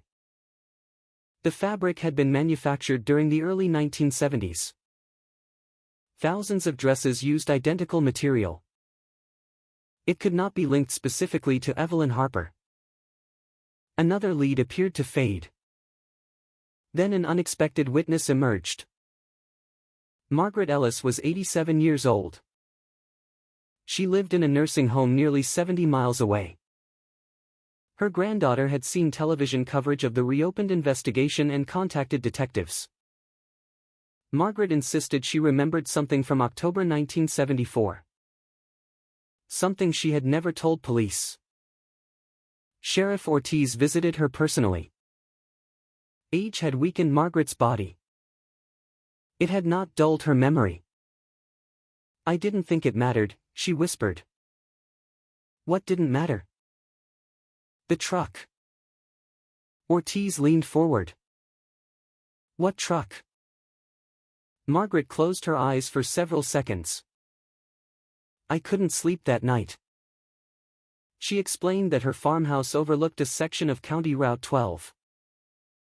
Around 10 o'clock, she heard a diesel engine climbing the hill. Construction equipment. She looked through her bedroom window. Moonlight reflected off a yellow bulldozer traveling slowly along the highway. Behind it followed a sheriff's patrol car. No emergency lights. No siren. Just the two vehicles. Together. Driving north. She assumed road crews were responding to some overnight problem. By morning, everyone was talking about the missing schoolteacher. Margaret remembered wondering if the vehicles had been connected somehow. But she never contacted investigators. They already had deputies everywhere, she said quietly. "I figured they knew." Detective Reeves felt a familiar frustration settle over him. One assumption. One witness believing police already possessed information. That was all it took for a potentially important observation to remain hidden for half a century. Could Margaret be mistaken? Of course. Human memory is imperfect. Especially after 50 years. Yet her account matched something detectives had only recently discovered. Construction equipment had indeed been operating that night. Equipment officially assigned to meaningless overtime work. Equipment supervised by Walter Gaines. Equipment connected to Thomas Mercer.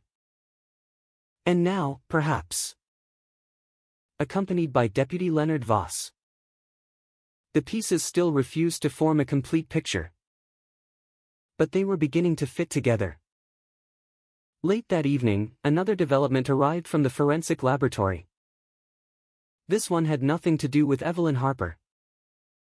Fingerprint specialists had examined every page of Thomas Mercer's journal using advanced chemical processing. Most prints belonged to Thomas. Several belonged to Daniel. One unidentified fingerprint appeared repeatedly on multiple pages. It belonged to neither man. The print had likely been left decades earlier. Sheriff Ortiz immediately submitted it to the National Fingerprint Database. Everyone knew the chances were small. If the person had never been arrested or fingerprinted professionally, there would be no match.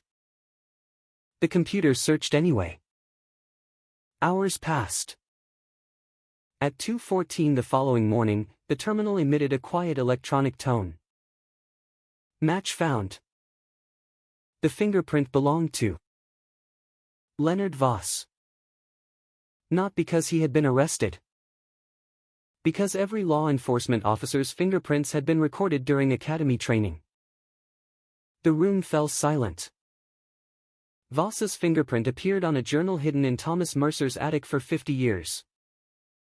There were innocent explanations. The men had known each other. Voss could have handled the notebook years before. Nothing about the fingerprint alone proved involvement in a crime. But combined with everything else, the missing 11 minutes, the scratched-out photograph, the witness who remembered the patrol car, the unexplained overtime, the construction equipment, the quarry. The fingerprint no longer looked like coincidence. It looked like a thread. One leading toward a truth someone had spent an entire lifetime trying to keep buried. Sheriff Ortiz stared at the evidence board covering the conference room wall. For 50 years, investigators had asked one question. Who killed Evelyn Harper? Now another question was becoming just as important. If Leonard Voss had truly been involved, who had protected him? Because conspiracies lasting half a century do not survive on silence alone. They survive because someone makes certain the wrong questions are asked. And for the first time since October 1974, detectives were beginning to ask the right ones. The fingerprint changed everything. Not because it proved Leonard Voss had committed murder. It didn't. What it proved was far more important. Thomas Mercer had not created his journal in complete isolation. At some point, Leonard Voss had handled it. Whether that happened in 1974, 1984, or 1994 was still unknown, but one fact was now impossible to ignore. The two men had shared something. Sheriff Lena Ortiz refused to let momentum become overconfidence. The evidence was beginning to point in one direction, but experienced investigators knew that cold cases often contained false paths. A theory could become so convincing that detectives unconsciously forced every new discovery to support it. She would not allow that. Challenge every assumption, she instructed her team. If Leonard Voss was involved, prove it. If he wasn't, prove that too. The next 48 hours became an exercise in dismantling 50 years of accepted history. Investigators reopened personnel files from the Ashcroft Falls Sheriff's Office. Employment records. Performance reviews. Disciplinary reports. Training certificates. At first glance, Leonard Voss appeared almost flawless. Commendations. Letters of appreciation. Excellent evaluations. No complaints. No suspensions. No investigations. His career looked exactly as the town remembered it. Too perfect. Detective Sarah Nolan noticed that Voss had transferred into Ashcroft Falls only 8 months before Evelyn Harper disappeared. His previous assignment had been in neighboring Pine County. She requested those records. What arrived was surprisingly thin. Several routine evaluations. A transfer request. Nothing remarkable. Then she reached the final page.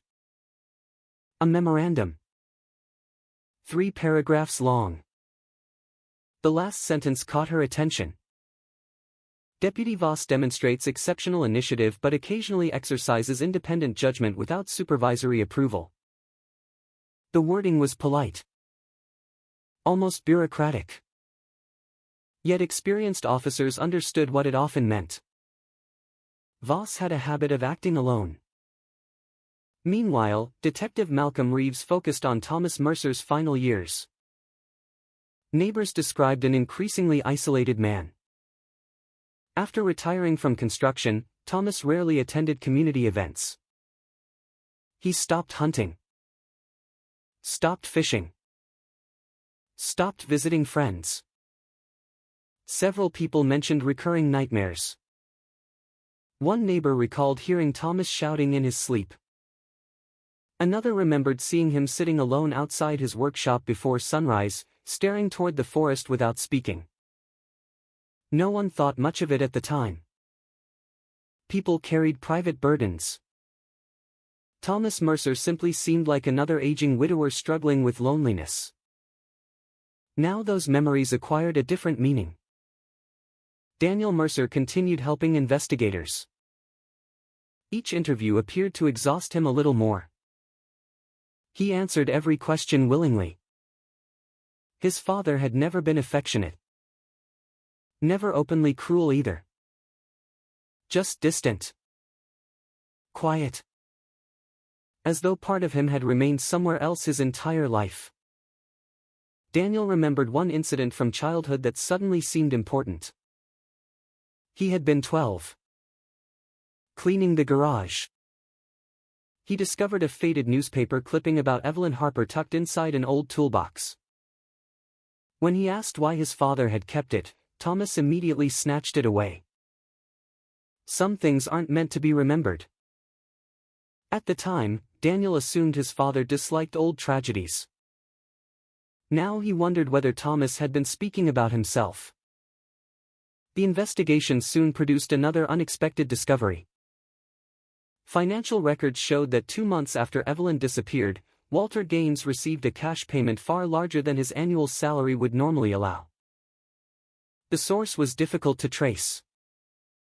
The deposit had been made before modern banking regulations required detailed documentation.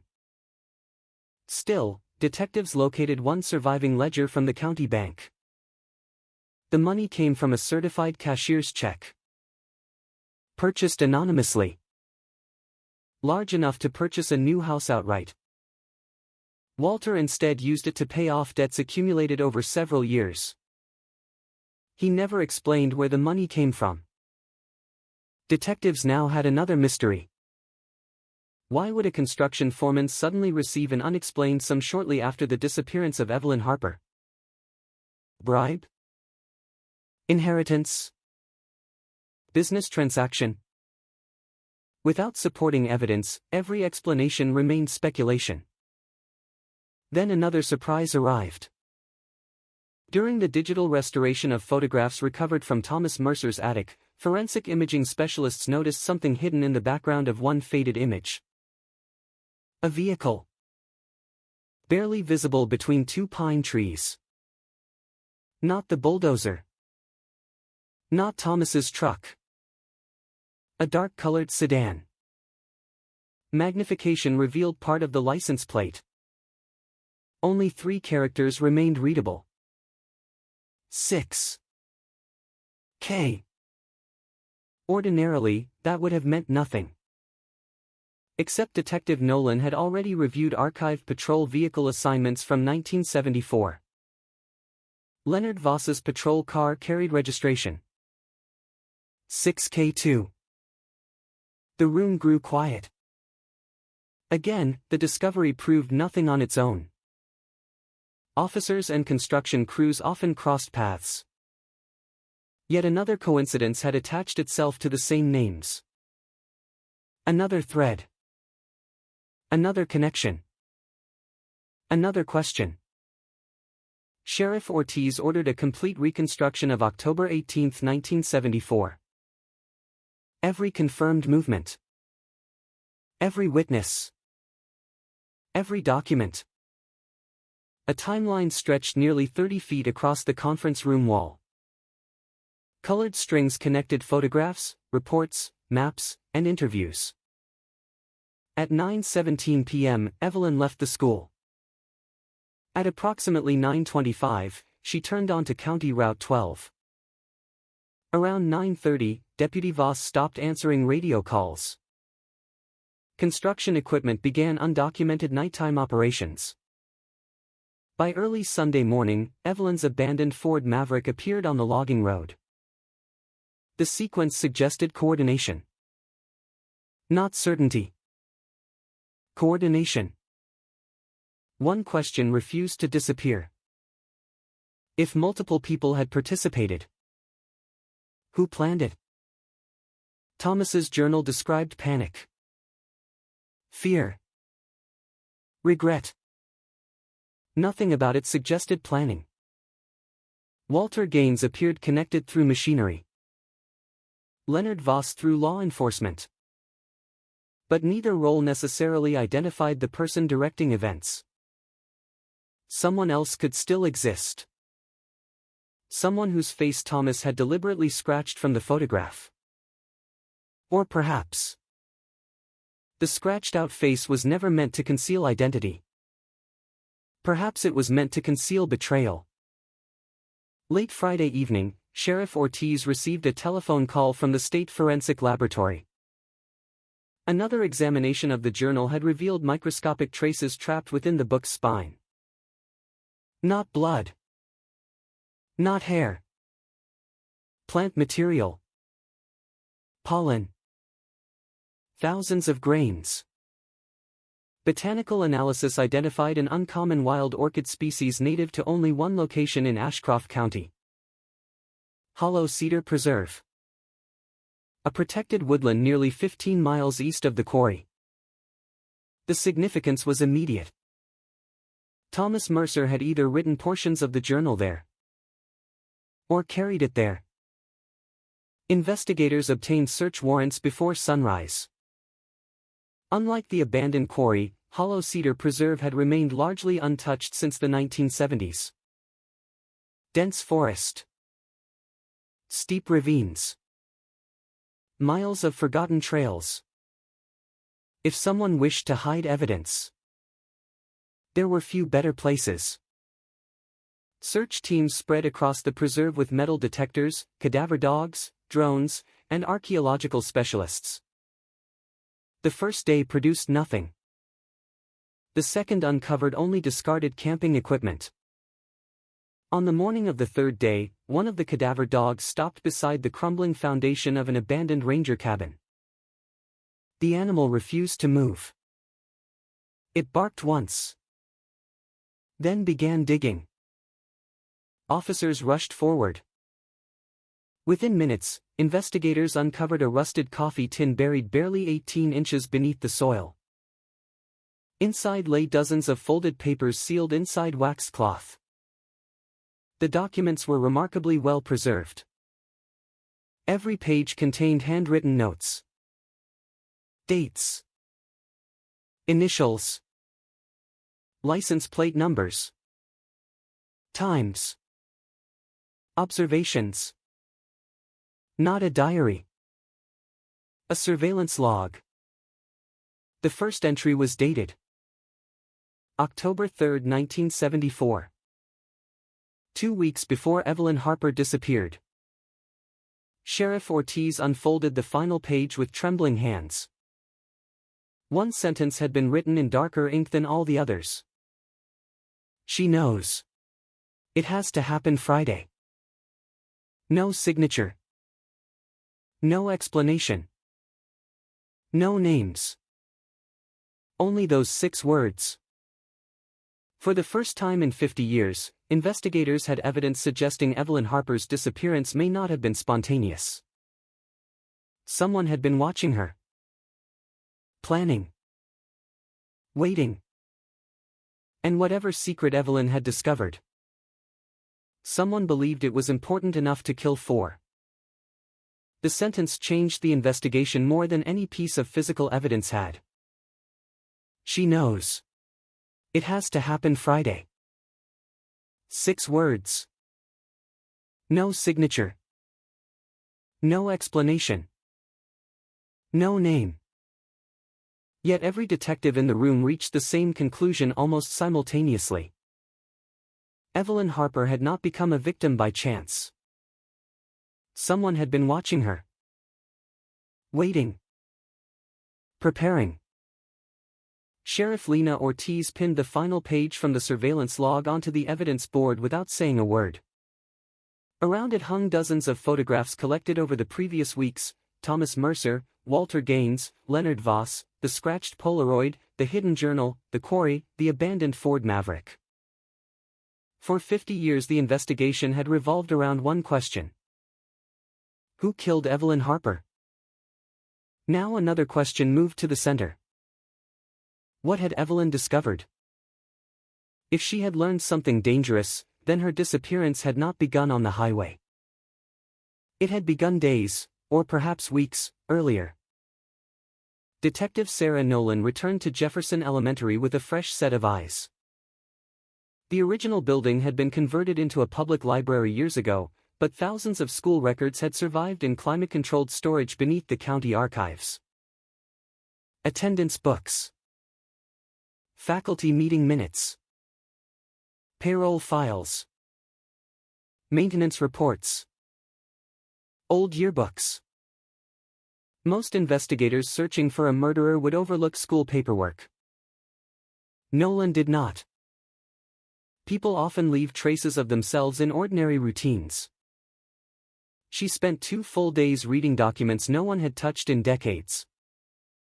On the afternoon of the third day, she found something unusual.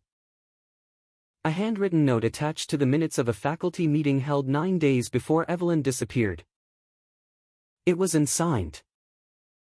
3 lines long. Storage room inspected again. Several files missing. Report to the district office Monday. The notation had never become part of the official meeting record. Someone had clipped it to the paperwork and forgotten it. Nolan requested maintenance logs for the school basement. One entry immediately stood out. October 11, 1974. The janitor reported finding the archive room unlocked after hours. Nothing appeared stolen. No investigation followed. The room contained decades of administrative records, student files, property deeds donated to the school museum, county planning documents temporarily stored during renovations. Boxes.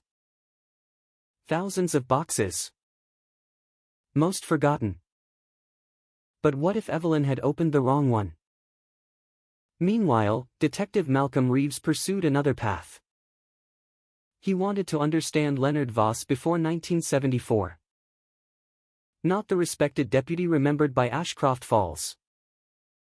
The man who existed before the badge. Reeves drove to Pine County, where Voss had served during the early years of his career. Most of the officers who worked with him were dead. One remained alive. Former Sergeant Arthur Bell was 91 and nearly blind, but his memory remained startlingly sharp. When Reeves mentioned Leonard Voss, Bell sighed before speaking. "Brilliant officer," he said. "Too ambitious."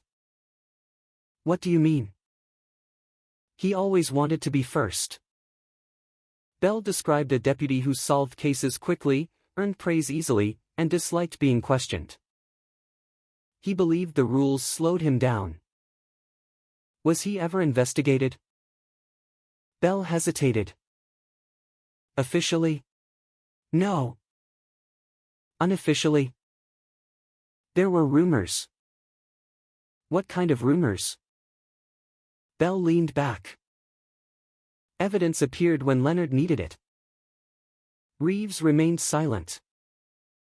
Bell continued. Nothing anyone could prove. No complaints.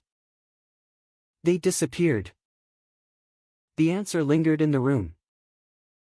Not because it established guilt. Because it established character. A man willing to bend procedure could become extraordinarily effective. Or extraordinarily dangerous. Back in Ashcroft Falls, forensic accountants uncovered another inconsistency. The anonymous cashier's check that paid Walter Gaines' debts had not originated in Ashcroft County. It had been purchased in the city of Red Haven, nearly 100 miles away. Investigators requested banking surveillance. None existed. Too much time had passed. But transaction ledgers identified the issuing bank. Its manager in 1974 had kept handwritten notes of unusually large purchases. One notation survived. Customer arrived with deputy sheriff. No names.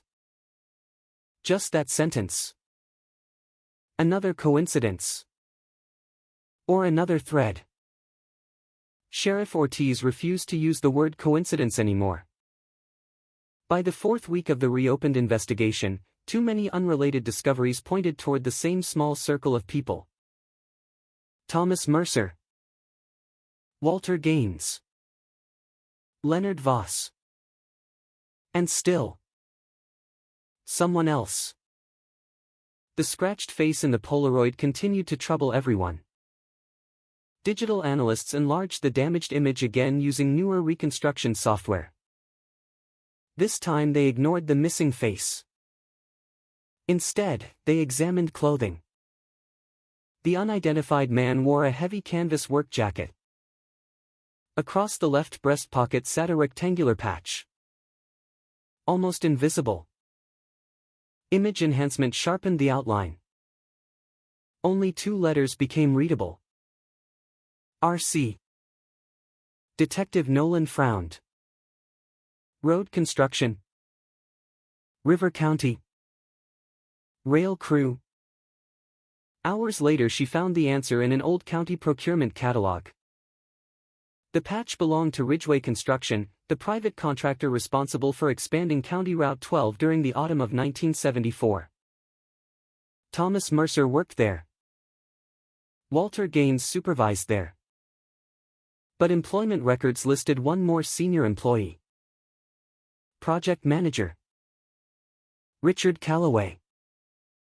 78 years old. Still alive. Living quietly in Oregon. No investigator in 1974 had interviewed him. The reason was simple. He claimed to be attending a highway conference in another state the night Evelyn disappeared. His travel expenses supported the claim. No one questioned it. Detective Reeves did. Modern investigators verified hotel records. Nothing. The hotel no longer possessed guest registries. Conference organizers had died. Archives were incomplete. Then Nolan found something remarkable. A newspaper from October 19, 1974. A photograph of the highway conference. Dozens of attendees standing together. Richard Calloway was absent. He had claimed to be there. The only surviving photograph suggested otherwise. Not proof, but enough to justify an interview. Federal authorities in Oregon agreed to assist. Richard Calloway answered questions politely. His memory seemed selective. He remembered weather conditions from 50 years earlier. He remembered equipment inventories. He remembered payroll disputes. He claimed not to remember Evelyn Harper. When shown her photograph, he stared several seconds too long. I've seen that face. Where? I don't remember. You just said you've seen her. I must be mistaken. Experienced detectives recognized the pattern. Not forgetting. Choosing. Calloway agreed to provide a DNA sample voluntarily. He also surrendered several boxes of business records stored in his garage. Most contained invoices, equipment schedules, fuel receipts. One folder had been burned along the edges. Inside remained only fragments. A typed equipment assignment. October 18, 1974. Bulldozer 14. Excavator 6. Operator. Walter Gaines. Supervisor. The line had burned away. Before investigators could recover more, another discovery arrived from Hollow Cedar Preserve. Search teams had expanded 50 yards beyond the abandoned ranger cabin. Metal detectors signaled repeatedly beneath a cluster of cedar trees. Expecting old hunting cartridges, officers began digging. Instead, they uncovered a rusted military ammunition box. Unlike Thomas Mercer's metal chest, this one remained sealed. Forensic technicians opened it inside the laboratory. The contents stunned everyone. A reel-to-reel audio tape. Perfectly wrapped in wax paper. Protected from moisture. Alongside it rested a portable recording device battery long since corroded beyond use. No label. No date. Just tape. Audio specialists spent nearly 2 days restoring it. Most of the recording consisted of static. Wind. Footsteps. Then. Voices. Faint. Distant. 3 men. The quality was terrible. Words drifted in and out. One voice became unmistakably clear for only a few seconds. That she wasn't supposed to hear. Another responded. Too late now. Then. A woman's scream. The tape ended abruptly. The laboratory fell silent. No one spoke for several minutes. Sheriff Ortiz looked through the observation window toward the evidence room. 50 years. Half a century. And for the first time, the investigation possessed something that sounded like the night Evelyn Harper disappeared. They did not yet know who had recorded it. They did not know whose voices echoed through the static. But one thing had become undeniable. The truth had not vanished. Someone had hidden it. Piece by piece. Box by box. Waiting for a future they believed would never arrive. And somewhere, an old man who had spent 50 years believing the past was safely buried had no idea that the silence protecting him was beginning to collapse.